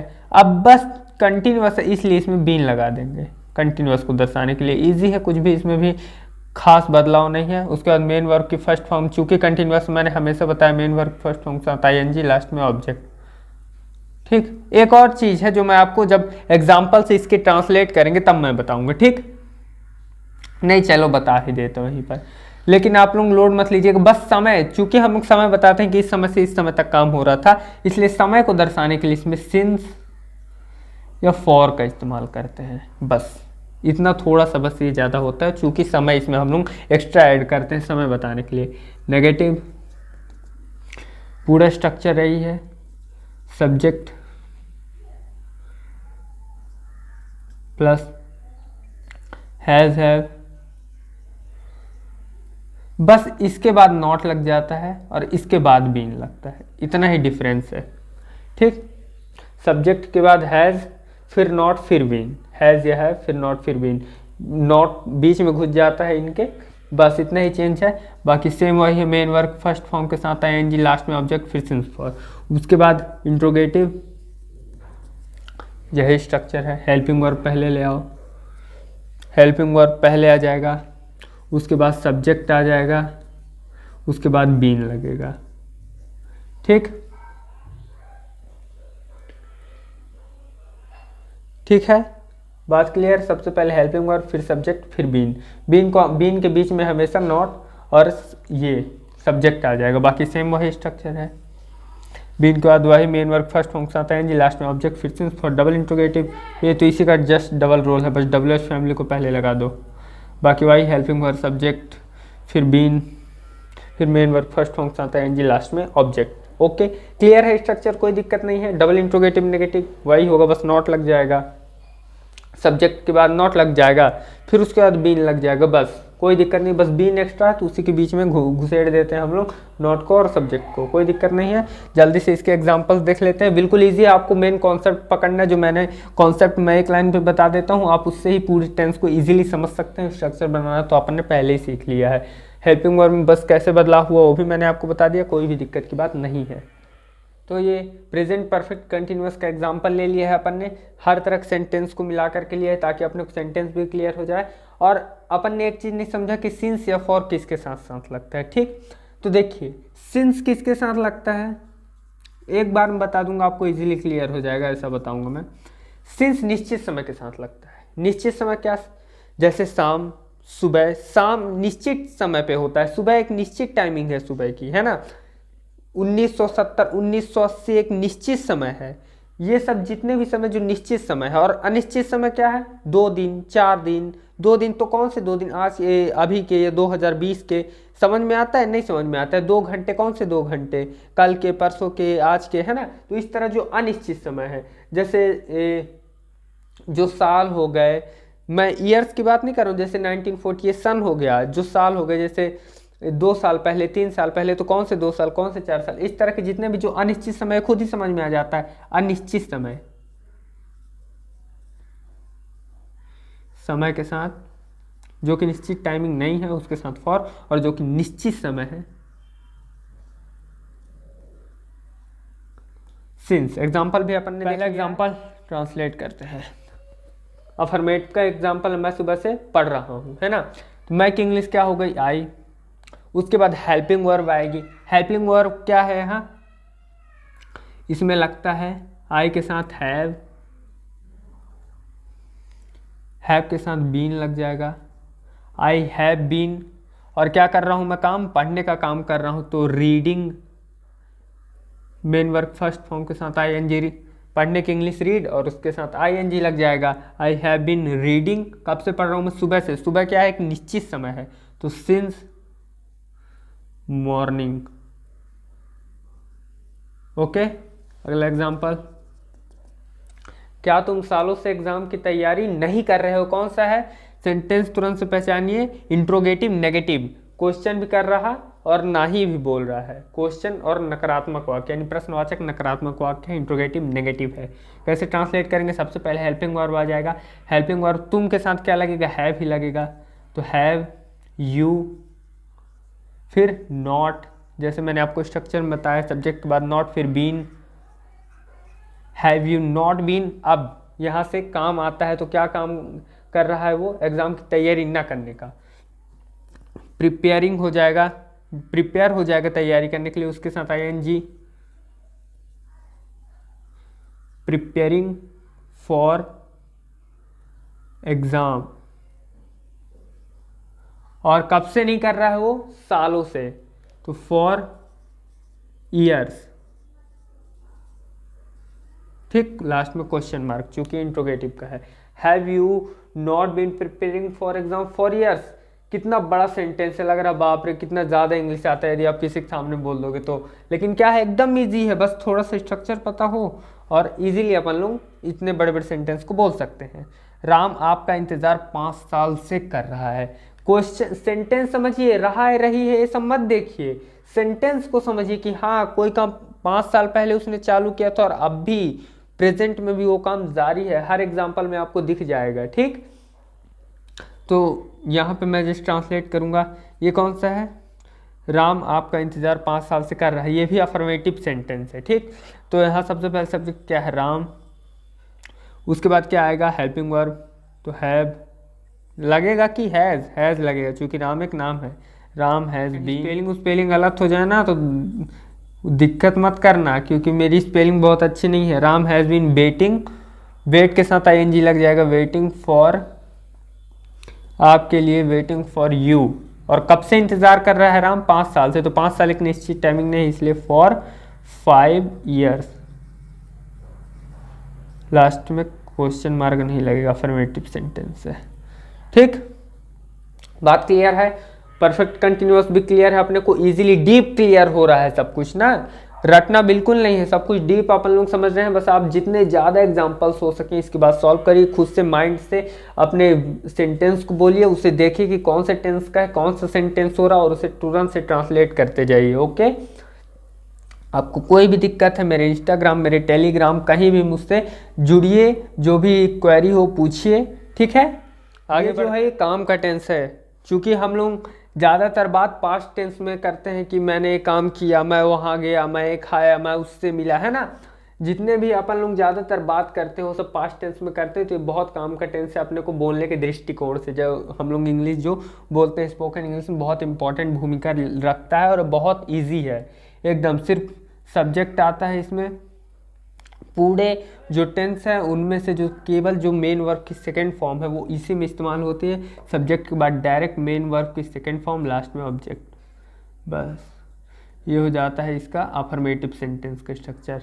ठीक, जैसे अफर्मेटिव सेंटेंस आप लोग जानते हैं, नेगेटिव सेंटेंस जिन नॉट वाले सेंटेंस, नकारात्मक वाक्य, इसमें सब्जेक्ट आ जाएगा। जैसे कि आपने देखा पास्ट इंडेफिनिट और प्रेजेंट इंडेफिनिट के अफर्मेटिव सेंटेंस में कोई हैविंग वर्ब नहीं होती है, मगर बाकी सेंटेंस में तो होती है। तो इसमें जो बाकी सेंटेंस उसमें क्या लगता है, जैसे उसमें डू डज लगता है, इसमें सिर्फ और सिर्फ डिड लगता है, सिर्फ डिड लगता है। चूंकि यहाँ डिड लग चुका है, सेकेंड फॉर्म लग चुकी है, तो अब मेन वर्ब में फर्स्ट फॉर्म ही लगेगा। Main verb first form, last में ऑब्जेक्ट। चूंकि एक बार लग गया डिड, जैसे उसमें ही एक बार डज लग गया तो फिर एस या एस नहीं लगता, वैसे इसमें एक बार डिड लग गया, उसमें तो दिक्कत है डू डज, ये बहुत ईजी है, इसमें बस एक ही चीज़ लगता है, सबके साथ वही लगाना है। ओके, और चूंकि यहाँ सेकेंड फॉर्म एक बार लग गया इसलिए यहाँ फर्स्ट फॉर्म आ गया। इंट्रोगेटिव जैसा कि आप लोग जान रहे हैं, बस डिड को पहले ला दो, सब्जेक्ट को पीछे कर दो, हो गया। Main verb first form, last में ऑब्जेक्ट, बस क्वेश्चन मार्क लगा दो। और क्या, WH फैमिली है तो सबसे आसान है, बस सेम यही स्ट्रक्चर, बस नॉट रहेगा तो नॉट लगा देना। इंट्रोगेटिव नेगेटिव या डबल इंट्रोगेटिव में सब्जेक्ट के बाद हो गया। तो चलें इसके भी एग्जांपल्स देखें और जल्दी खत्म करें इसे भी। उम्मीद है कॉन्सेप्ट आप लोगों ने क्या पकड़ा है इसका, पास्ट इनडेफिनिट टेंस, मतलब पास्ट में कोई ऐसा काम जो कि अपने को ना समझ में आ रहा होगा कि जो पूरा हो चुका है और ना ही चल रहा होगा। इनडेफिनिट होगा यानी काम ना तो पूरा हो चुका होगा ना ही हो रहा होगा। जैसे मैं वहाँ गया, मैं खाया, मैं पिया, मैं उससे मिला। ठीक, इस तरह के जितने भी सेंटेंस है पास्ट के, जैसे इसके अंत में क्या आएगा, किया, लिया, गया,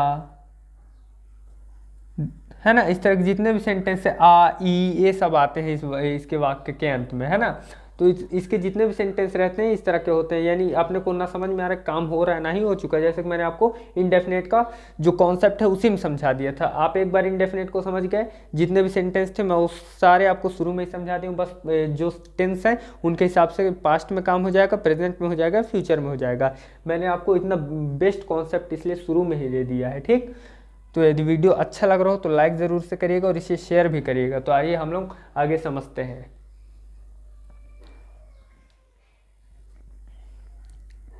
तो जैसा कि यहाँ तक बात क्लियर है, अपन लोग एक एक करके सेंटेंस को ट्रांसलेट कर लेते हैं। आपको पहचानना कौन सा सेंटेंस मैं उससे मिला।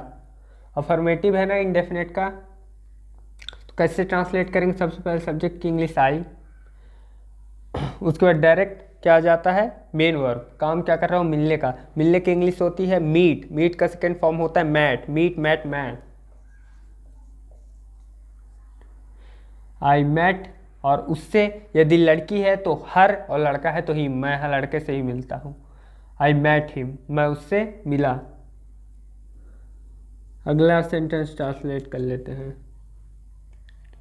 बस ने मेरा इंतज़ार नहीं किया, है ना। बस कभी छूट जाती है तो हम लोग कहते हैं ना, बस ने मेरा इंतज़ार नहीं किया, या ट्रेन ने मेरा इंतज़ार नहीं किया। तो कैसे ट्रांसलेट करेंगे, या उसने मेरा इंतज़ार नहीं किया। कोई भी सेंटेंस तो आप अपने हिसाब से बना सकते हैं, लेकिन मैं बस का ही एग्जांपल लिया हूँ। तो क्या ट्रांसलेशन हो गए, कौन सा सेंटेंस है, नेगेटिव सेंटेंस। बस ने मेरा इंतज़ार नहीं किया, इंडेफिनेट का, पास्ट का। और पास्ट में नहीं किया, समझ में आ रहा कि नहीं किया मतलब पहले नहीं किया, इसलिए पास्ट का इंडेफिनेट है। कैसे ट्रांसलेट करेंगे, सबसे पहले बस सब्जेक्ट, उसके बाद क्या आ जाएगा, उसके बाद हेल्पिंग वर्ब डिड लगती है इसमें, डिड। नेगेटिव सेंटेंस है इसलिए डिड। बस डिड नॉट लग जाएगा, नेगेटिव है तो बस डिड नॉट। वेट, और वेट का सेकेंड फॉर्म लगाऊंगा क्या, बिल्कुल नहीं लगाऊंगा, क्योंकि डिड यहाँ लग चुका है तो सिर्फ वेट ही लिखूंगा। बस डिड नॉट वेट मेरे लिए। ठीक, तो फॉर मी, बस ने मेरा इंतज़ार नहीं किया। आपने शादी क्यों किया, इससे सवाल किसी कहना मत। ठीक है, तो इसे ट्रांसलेट कैसे कहेंगे, आपने शादी क्यों नहीं किया। आपने के लिए यू, नहीं कौन सा है सेंटेंस से पहले वो देखिए, सेंटेंस कौन सा है, यू आएगा कि नहीं, पहले क्यों आ रहा, आपने शादी क्यों किया, कारण बताना पड़ेगा उसे। हम लोग कौन सा क्वेश्चन कर रहे हैं, डबल इंट्रोगेटिव का क्वेश्चन पूछ रहे हैं, जिसका तर्क संगत उत्तर देना पड़ेगा। हालांकि आपको पूछना नहीं है, क्योंकि इंग्लिश क्या हो गई, वाई। उसके बाद क्या आ जाएगा, हेल्पिंग वर्ब वाई डिड, आपने के लिए यू, वाई डिड यू। शादी करने के लिए married, why did you married, आपने शादी क्यों किया, लास्ट में क्वेश्चन मार्क। ओके, इस तरह से पास्ट इंडेफिनिट भी अपन ने कवर किया। बहुत सारे एग्जांपल्स आप बना सकते हैं, मैं उससे मिला, मैं वहाँ गया, मैंने खाया, मैंने पिया, मैं ये किया, ये हुआ। नेगेटिव में बना सकते हैं आप लोग, ठीक, इंट्रोगेटिव में बना सकते हैं। हर तरह का सेंटेंस आप लोग सोच के कितने ही हजारों लाखों सेंटेंस बना सकते हो, आपके ऊपर है, और ट्रांसलेट करके प्रैक्टिस कर सकते हैं। आगे एग्जांपल्स लेते हैं अपन लोग। इसका स्ट्रक्चर कैसे बनता है, पास्ट कंटिन्यूअस टेंस समझ में आ रहा है। कंटिन्यूअस मतलब पास्ट में कोई काम चल रहा था, ठीक, जैसे मैं सो रहा था, मैं खा रहा था, मैं पी रहा था, मैं वहाँ जा रहा था, मैं उससे मिल रहा था, मैं नाच रहा था, मैं गा रहा था, मतलब काम पास्ट में जो चल रहा था वो काम पास्ट कंटिन्यूअस में। कैसा होगा स्ट्रक्चर, सबसे पहले सब्जेक्ट आएगा अफर्मेटिव सेंटेंस में, उसके बाद सब्जेक्ट के बाद जैसा कि आप लोग जानते हैं हेल्पिंग वर्ब। हेल्पिंग वर्ब क्या लगेगा इसमें, वाज, चूँकि पास्ट है इसलिए, और वर्ब।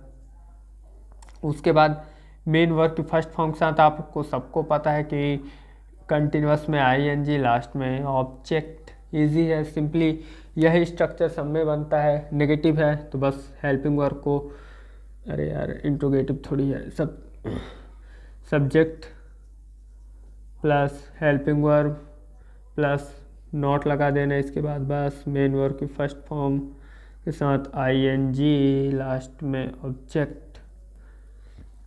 उसी तरह इंट्रोगेटिव में बस हेल्पिंग वर्ब पहले ले आओ, सब्जेक्ट प्लस मेन वर्ब की फर्स्ट फॉर्म के साथ आईएनजी, लास्ट में ऑब्जेक्ट, क्वेश्चन मार्क, बस WH फैमिली लगा दो, ये सेम स्ट्रक्चर। ओके, क्लियर है। इसमें थोड़ा सा दिक्कत है, वाज वर्ब बहुत इजी है, दिक्कत बेकार में कह रहा हूँ मैं, आई के साथ और सिंगुलर्स के साथ।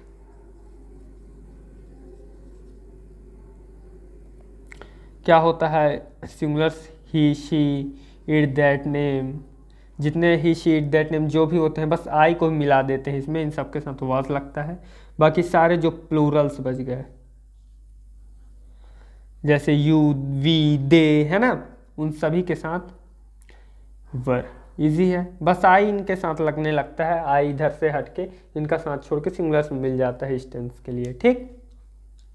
बाकी सेम वही रूल है, सब कुछ वही है, बस टेंस बदल रहे हैं, हेल्पिंग वर्ब बदल रही है, और हम लोग और सेंटेंस ट्रांसलेट करना जान रहे हैं एकदम इजीली। तो कुछ एग्जांपल्स ले लिए हैं, जैसे आप लोग एग्जांपल देख के समझ सकते हो। पास्ट कंटिन्यूअस का जो वाक्य है वो है, मैं कल सो रहा था, सत्यम तुम्हें नहीं पीट रहा था, तुम क्यों रो रहे थे, है ना। सेंटेंस पहचानिए कौन सा है, आप लोग बताइए। मैं कल सो रहा था, अफर्मेटिव है ना इसका, हामिम बोले जाना वाला वाक्य है।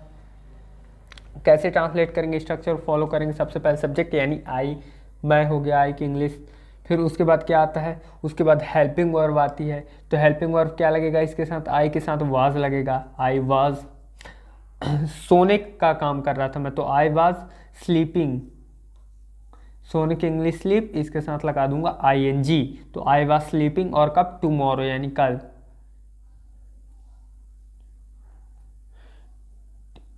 MORROW है ना, स्पेलिंग सही है ना यार, गलत होगा तो गुस्सा मत होना, मेरे को स्पेलिंग नहीं आता है। आई वॉज स्लीपिंग टुमारो, मैं कल सो रहा था। तो आप लोग कहोगे कि इसमें भी टाइमिंग दिया है, तो ये भी तो परफेक्ट कंटिन्यूअस है, लेकिन कॉन्सेप्ट यदि आप लोगों ने, मैं पढ़ा रहा हूँ तो मतलब आपको कॉन्सेप्ट पकड़ना है। क्या मैंने बोला, कोई निश्चित टाइमिंग से निश्चित समय तक जब कोई काम चले वहाँ परफेक्ट होता है। यदि मैं इसे ऐसे कह रहा होता, मैं कल से सो रहा था, मैं कल, लेकिन ऐसा सेंटेंस ही नहीं बनेगा। जैसे यदि मुझे कहना हो मैं कल से सो रहा था, तो ऐसे थोड़ी बनेगा, मैं ऐसे कहूँगा मैं कल से सो रहा हूँ, है ना। तो आप लोगों को जब कोई निश्चित समय से निश्चित समय तक टाइमिंग, कोई काम चल रही है, किसी निश्चित समय से एक निश्चित समय तक काम चल रहा है, तब हम वहाँ हम लोग परफेक्ट कंटिन्यूअस पे भी आएंगे। मगर मैं आपको कॉन्सेप्ट क्लियर कर दूँ कि समय बस लगने से नहीं होता, काम में एक जो काम के चलने की जो क्षमता है वो एक जगह से एक निश्चित समय तक होनी चाहिए, तब हम लोग उसको परफेक्ट में ट्रांसलेट करते हैं। अगला एग्जांपल, सत्यम तुम्हें नहीं पीट रहा था। नेगेटिव है, आप लोगों को पता चल ही रहा है, नॉट देख करके ही, और क्वेश्चन नहीं है इसलिए सिर्फ सिंपल नेगेटिव है। सत्यम, सबसे पहले सब्जेक्ट आ जाएगा Satyam, helping verb has, was ही लगेगा सत्यम के साथ, सत्यम वाज नहीं, फिर लग जाएगा नॉट, सत्यम वाज नॉट। पीटने की इंग्लिश होती है बीट, उसके साथ ING। ठीक, सत्यम वाज नॉट बीटिंग तुम्हें के लिए यू, सत्यम तुम्हें नहीं पीट रहा था। अगला एग्जांपल, तुम क्यों रो रहे थे, क्यों को पकड़ना है, दिख गया कि WH फैमिली का मेंबर है, तो इसी से समझ सकते हैं हम लोग कि डबल इंट्रोगेटिव है, और इसका आंसर भी उसे तर्कसंगत देना पड़ेगा, जिससे भी हम लोग पूछेंगे।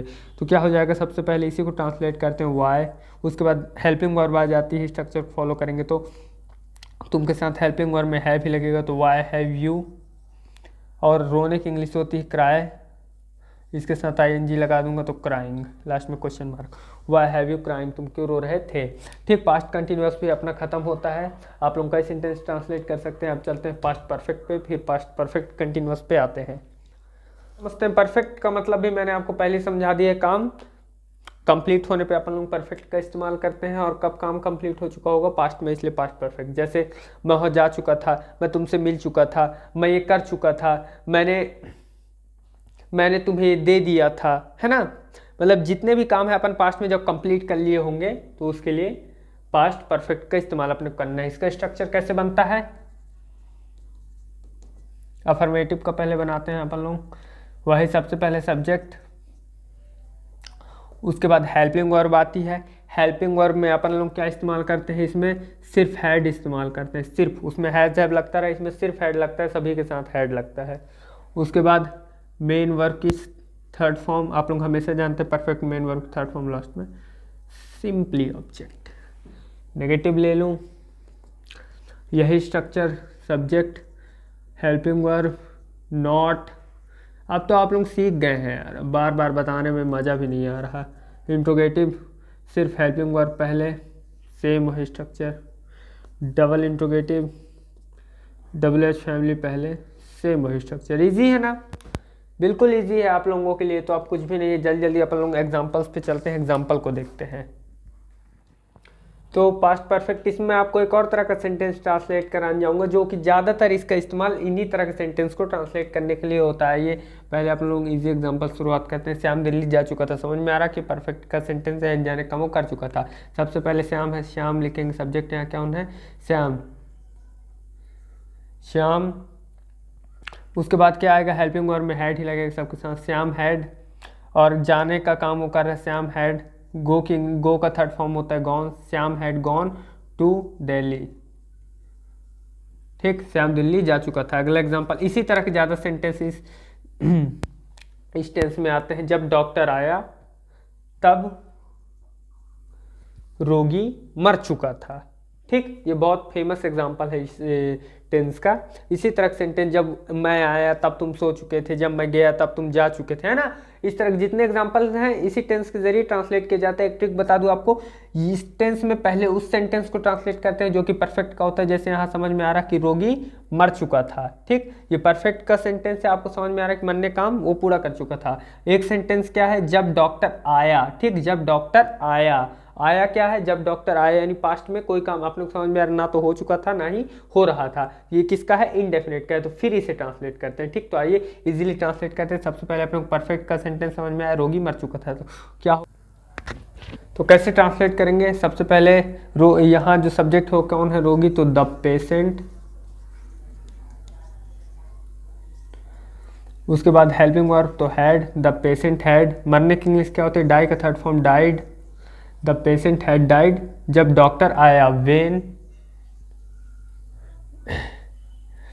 The doctor. और आने की इंग्लिश क्या होती है, कम का सेकंड फॉर्म लगेगा, आपको पता है इंडेफिनिट में, तो वेन द डॉक्टर केम, जब डॉक्टर आया। जब डॉक्टर आया तब रोगी मर चुका था, the patient had died when the doctor केम। अगला एग्जांपल, कितना बड़ा बड़ा सेंटेंस अपन लोग इजीली ट्रांसलेट कर पा रहे हैं। तुमने उसकी बेइज्जती क्यों की थी। ठीक, यहाँ किसका सेंटेंस है, समझ में आ रहा है कि ये डबल इंट्रोगेटिव का सेंटेंस है, क्योंकि इंग्लिश क्या होगी, वाई। उसके बाद हेल्पिंग वर्ब तुमने के साथ हैड ही लगेगा, वाई हैड यू। बेइज्जती करने के लिए इंसल्ट, और इसके साथ इंसल्ट का थर्ड फॉर्म होगा इंसल्टेड। ठीक, वाई हैड यू इंसल्टेड। उसकी के लिए हिम लगा लेते हैं, लड़का है तो हर, ठीक। और लास्ट में क्वेश्चन मार्क। ओके, यहाँ तक ठीक है। परफेक्ट को भी आपको, मुझे उम्मीद है, क्लियर हो गया। परफेक्ट कंटिन्यूअस पे चलते हैं हम लोग। इसका इस्तेमाल ज़्यादातर इस तरह सेंटेंस के लिए होते हैं, बड़े बड़े सेंटेंस के लिए। ओके, और इसका मैंने ट्रिक भी बता दिया आपको कैसे ट्रांसलेट करना है, क्या देख के। पास्ट परफेक्ट कंटिन्यूअस टेंस, इस टेंस का इस्तेमाल कब करते हैं? जब भी कोई काम अपन पास्ट में ही किसी समय तक कोई काम जारी रहता है, तो उस तरह के कामों को बताने के लिए अपन लोग पास्ट परफेक्ट कंटिन्यूअस का इस्तेमाल करते हैं। जैसे मैं 4 साल से दिल्ली में रह रहा था, मैं 2 साल से काम कर रहा था, मैं 2 घंटे से पढ़ रहा था। मतलब पास्ट में ही कोई काम किस समय स्टार्ट हुआ और पास्ट में ही किस समय तक वो जारी है। मतलब काम की एक जो टाइमिंग है वो एक समय से एक समय तक चलती है हमेशा परफेक्ट कंटिन्यूअस में। इजी है, अपने को समझ में आ गया। कंटिन्यूअस का मतलब काम जारी होगा, और परफेक्ट के लिए एक निश्चित समय भी अपन ने इसमें दे दिया, तो ये हो गया पास्ट परफेक्ट कंटिन्यूअस, ठीक। इसका जो सेंटेंस है वो कैसे होगा? इसमें भी लास्ट में क्या आएगा? रहा था, रही थी, रहे थे, कर रहा था, कर रही थी, कर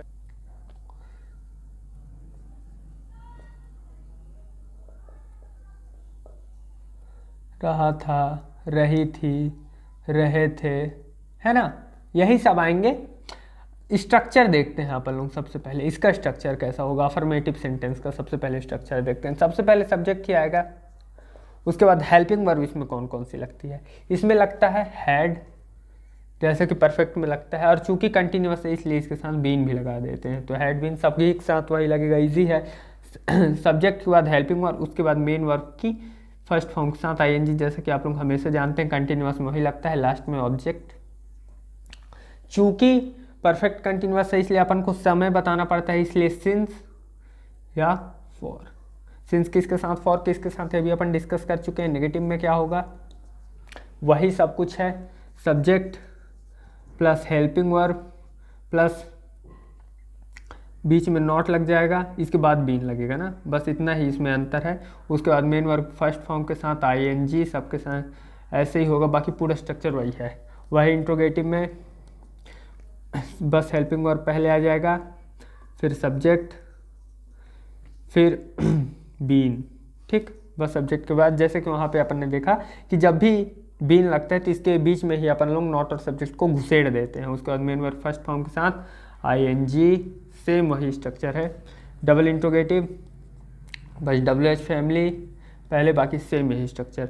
ओके, बस इंट्रोगेटिव नेगेटिव में नॉट, डबल इंट्रोगेटिव में सब्जेक्ट के बाद बीच में नॉट। ओके, बाकी पूरा स्ट्रक्चर वही है, इजी, अपने कॉन्सेप्ट क्लियर है।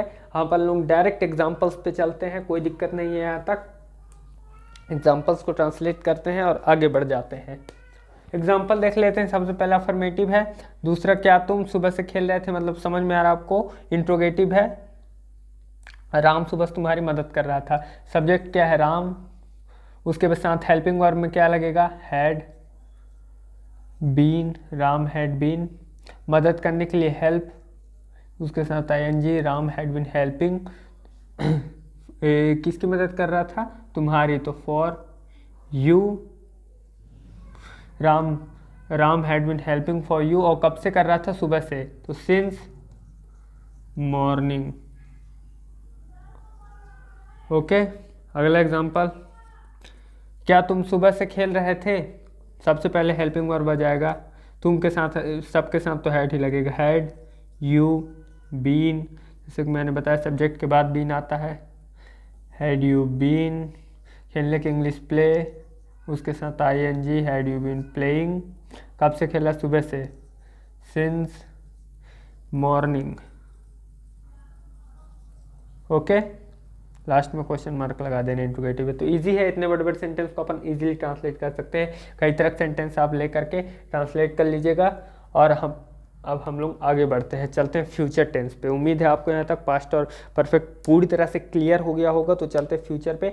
कोई भी डाउट होता है, हालांकि डाउट तो होना ही चाहिए, इतना बारीकी से हम लोग पढ़ रहे हैं, हर कुछ समझ रहे हैं, और सब कुछ सिस्टमेटिक है, कुछ डिफिकल्ट है ही नहीं जो समझ में ना आए। फ्यूचर इंडेफिनिट टेंस, आपको समझ में ही है इंडेफिनिट कैसा सेंटेंस होते हैं, जो ना तो हो रहे होते हैं ना ही हो चुके होते हैं। फ्यूचर पे ऐसे काम को हम लोग एक्सपेक्ट करेंगे कि जैसे मैं वहां जा रहा होऊंगा, मतलब जा रहा होऊंगा तो कंटिन्यूअस में हो गया। मैं वहाँ जाऊंगा, मैं ये खाऊंगा, मैं सोऊंगा, मैं पीऊंगा, मतलब कुछ भी करूंगा फ्यूचर में, मैं एक्सपेक्ट कर रहा हूँ कि मैं वो काम करूंगा, है ना। तो उस तरह के सेंटेंस को हम लोग फ्यूचर इंडेफिनिट टेंस की सहायता से ट्रांसलेट करते हैं। इसका जो क्या आएगा वाक्य के अंत में, गा है, गी है, गे है ना, यही सब आएंगे। हालांकि अपने कॉन्सेप्ट क्लियर है। स्ट्रक्चर कैसा बनेगा इसका, अफर्मेटिव सेंटेंस का देख लेते हैं। सबसे पहले क्या आएगा, सब्जेक्ट आएगा, उसके बाद हेल्पिंग वर्ब। इसमें हेल्पिंग वर्ब में क्या इस्तेमाल होता है, शैल और विल। उसके बाद मेन वर्ब की फर्स्ट फॉर्म के साथ कुछ नहीं लगेगा, लास्ट में ऑब्जेक्ट, क्योंकि अफर्मेटिव है इसलिए। क्लियर है। शैल किसके साथ, विल किसके साथ, इसे थोड़ा सा समझ लीजिए।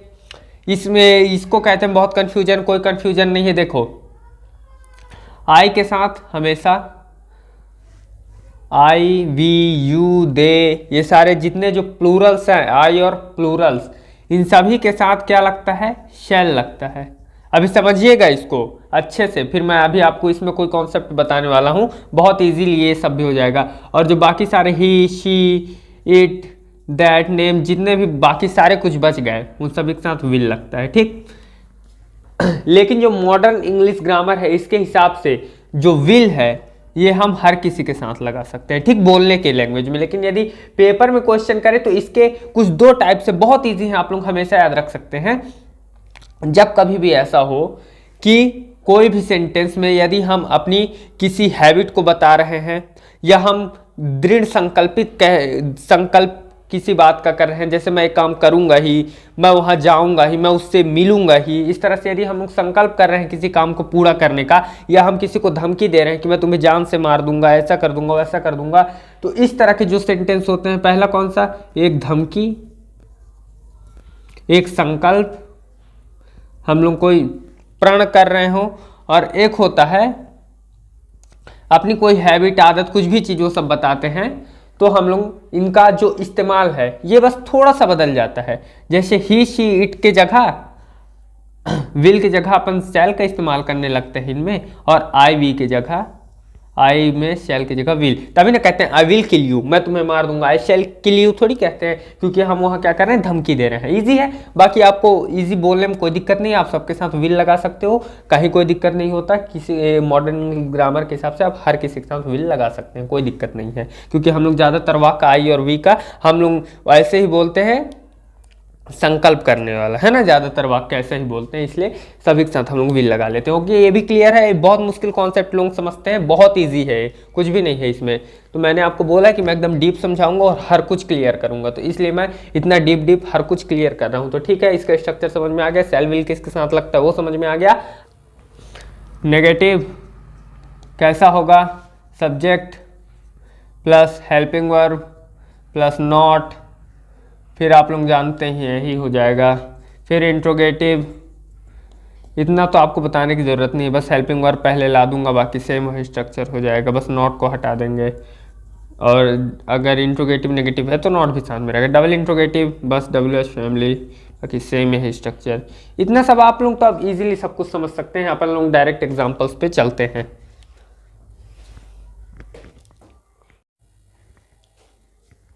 जैसे पहला एग्जांपल है, आपको सेंटेंस पहचान सकते हैं, मैं PM बनूंगा, यानी प्राइम मिनिस्टर बनूंगा, ठीक है, एग्जांपल है, सीरियस नहीं लेना है इसको। तो जैसे यहाँ मैं क्या है, आई की इंग्लिश में, ये मतलब मैं की इंग्लिश आई, और हेल्पिंग वर्ब क्या लगेगा, शैल विल, तो आई के साथ विल ही लगेगा, क्योंकि हम लोग यहाँ संकल्पित हो रहे हैं कि मैं प्राइम मिनिस्टर बनूंगा ही। जैसे मैंने आपको बताया, सबके साथ लगा सकते हैं विल, आई विल, और बनने के लिए become a prime minister,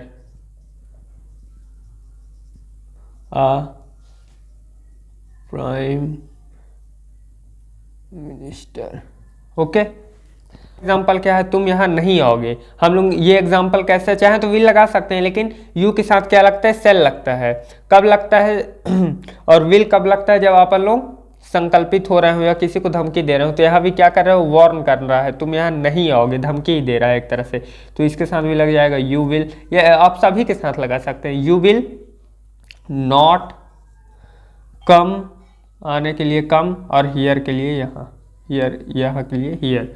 okay, अगला एग्जाम्पल, क्या तुम संजू के बर्थडे में जाओगे, तो तो यहाँ समझ में आ रहा है इंट्रोगेटिव सेंटेंस है तो हेल्पिंग वर्ब पहले आ जाएगा। तुम के साथ भी हेल्पिंग वर्ब क्या लगेगा, ये पूछ रहा, क्वेश्चन कर रहा है, और तुम है, इसमें कोई ऐसा वाक्य नहीं है तो इसलिए शैल आ जाएगा इसमें। यू के साथ शैल लगे, मैं चाहूँ तो विल लगा सकता हूँ, लेकिन पूरा सिस्टमेटिक यदि लिखने में आ गया तो चूंकि यहाँ तुम के साथ शैल लगता है, कोई भी ऐसा वाक्य ना ही हम किसी को ऑन कर रहे हैं, ना ही धमकी दे रहे हैं, ना ही संकल्प ले रहे हैं कोई, तो शैल यू, क्या तुम संजू के बर्थडे में जाओगे, shall you go to Sanju birthday party. Shall you go to Sanju birthday party, क्या तुम संजू के बर्थडे पार्टी में जाओगे। ठीक, इस तरह से अपन ने इसके एग्जाम्पल देख लिया। अब अपन लोग फ्यूचर इंडेफिनिट हो गया, फ्यूचर कंटिन्यूअस पे चलते हैं।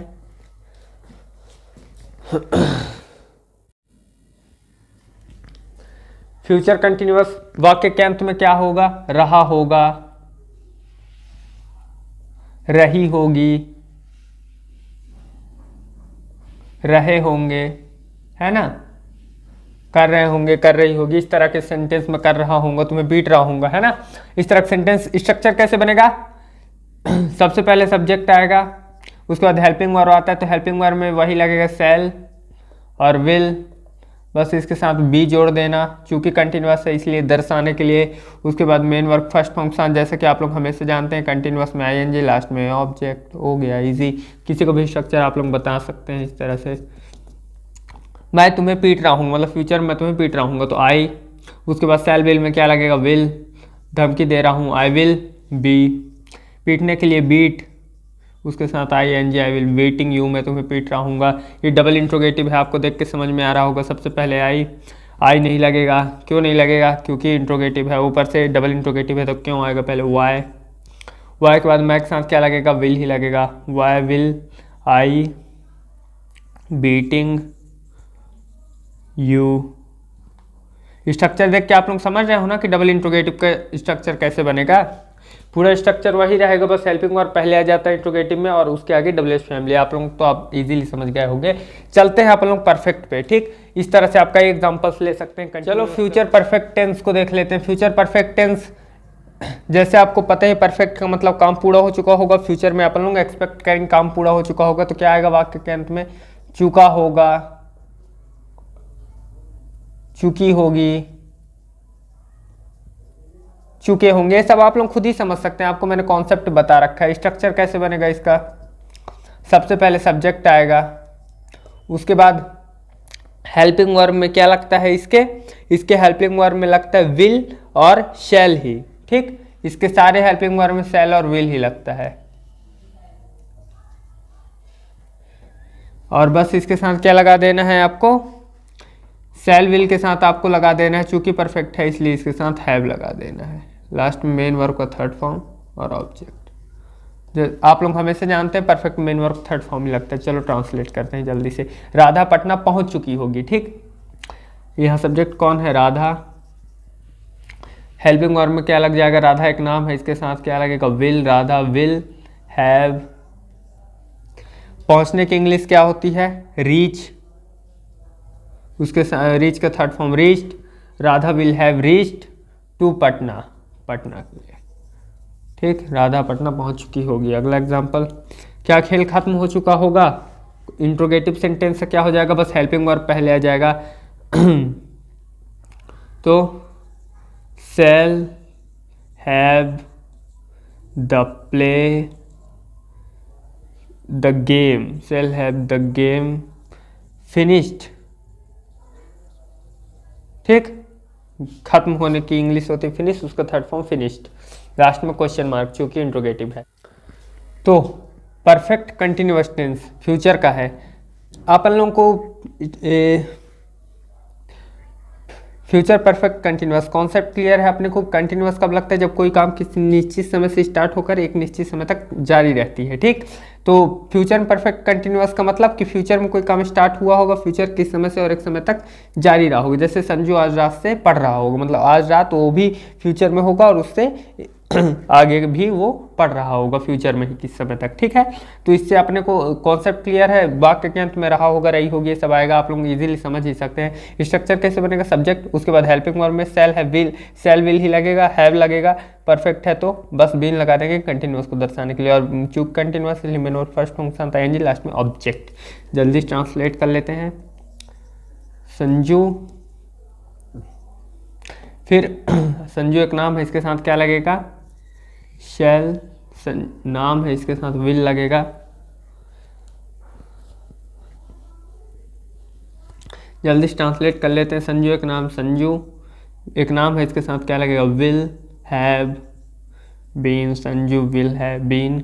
और क्या काम कर रहा है वो, पढ़ने का काम कर रहा है, तो रीडिंग, रीड हो गया पढ़ने के, इंग्लिश के साथ ING, Sanju will have been reading. और कब से पढ़ रहा है, आज रात से, तो फ्रॉम, इसके साथ हाँ स्ट्रक्चर में और जोड़ लीजिएगा, इसके साथ क्या लगता है, एक तो फॉर लगता है और सिंस की जगह इसमें फ्रॉम लगता है, बस जो सिंस का इस्तेमाल था वो फ्रॉम में होने लगता है आजकल। तो फ्रॉम टू नाइट, नाइट एक निश्चित टाइमिंग है, रात रात के समय ही होता है ना। इस तरह से आप कई एग्जांपल ले सकते हैं। नेगेटिव में, इंट्रोगेटिव में आप सबका स्ट्रक्चर बना सकते हैं, जैसे कि मैंने आपको बताया नॉट लग जाएगा, नेगेटिव हेल्पिंग वर्ब पहले इंट्रोगेटिव, उसके सामने डब्ल्यू फैमिली तो डबल इंट्रोगेटिव, फिर उनमें नेगेटिव तो इंट्रोगेटिव नेगेटिव। ईजिली आप लोग कई तरह के सेंटेंस बना सकते हैं। इतना तो आप लोगों को क्लियर हो ही गया होगा हर कुछ, ठीक है। तो अपन ने आज टेंस को वन शॉट पूरी तरह से कवर किया, बहुत डीप में सब कुछ सीखने की कोशिश की है, बहुत अच्छे ढंग से, बहुत इजी, बहुत ट्रिक्स के साथ अपन ने ये पूरे टेंस को कवर किया, पूरे कॉन्सेप्ट्स के साथ। आप लोग इसकी जितनी ज़्यादा प्रैक्टिस करेंगे तो आप लोग उतने ज़्यादा बेहतर होते जाएंगे। मुझे उम्मीद है आपको वीडियो पसंद ही आई होगी, तो इसे लाइक कर दीजिएगा और वीडियो को शेयर करिएगा ज़्यादा से ज़्यादा लोगों तक, ताकि बहुत सारे लोगों तक ये इन्फॉर्मेशन पहुँच सके। जय हिंद, धन्यवाद।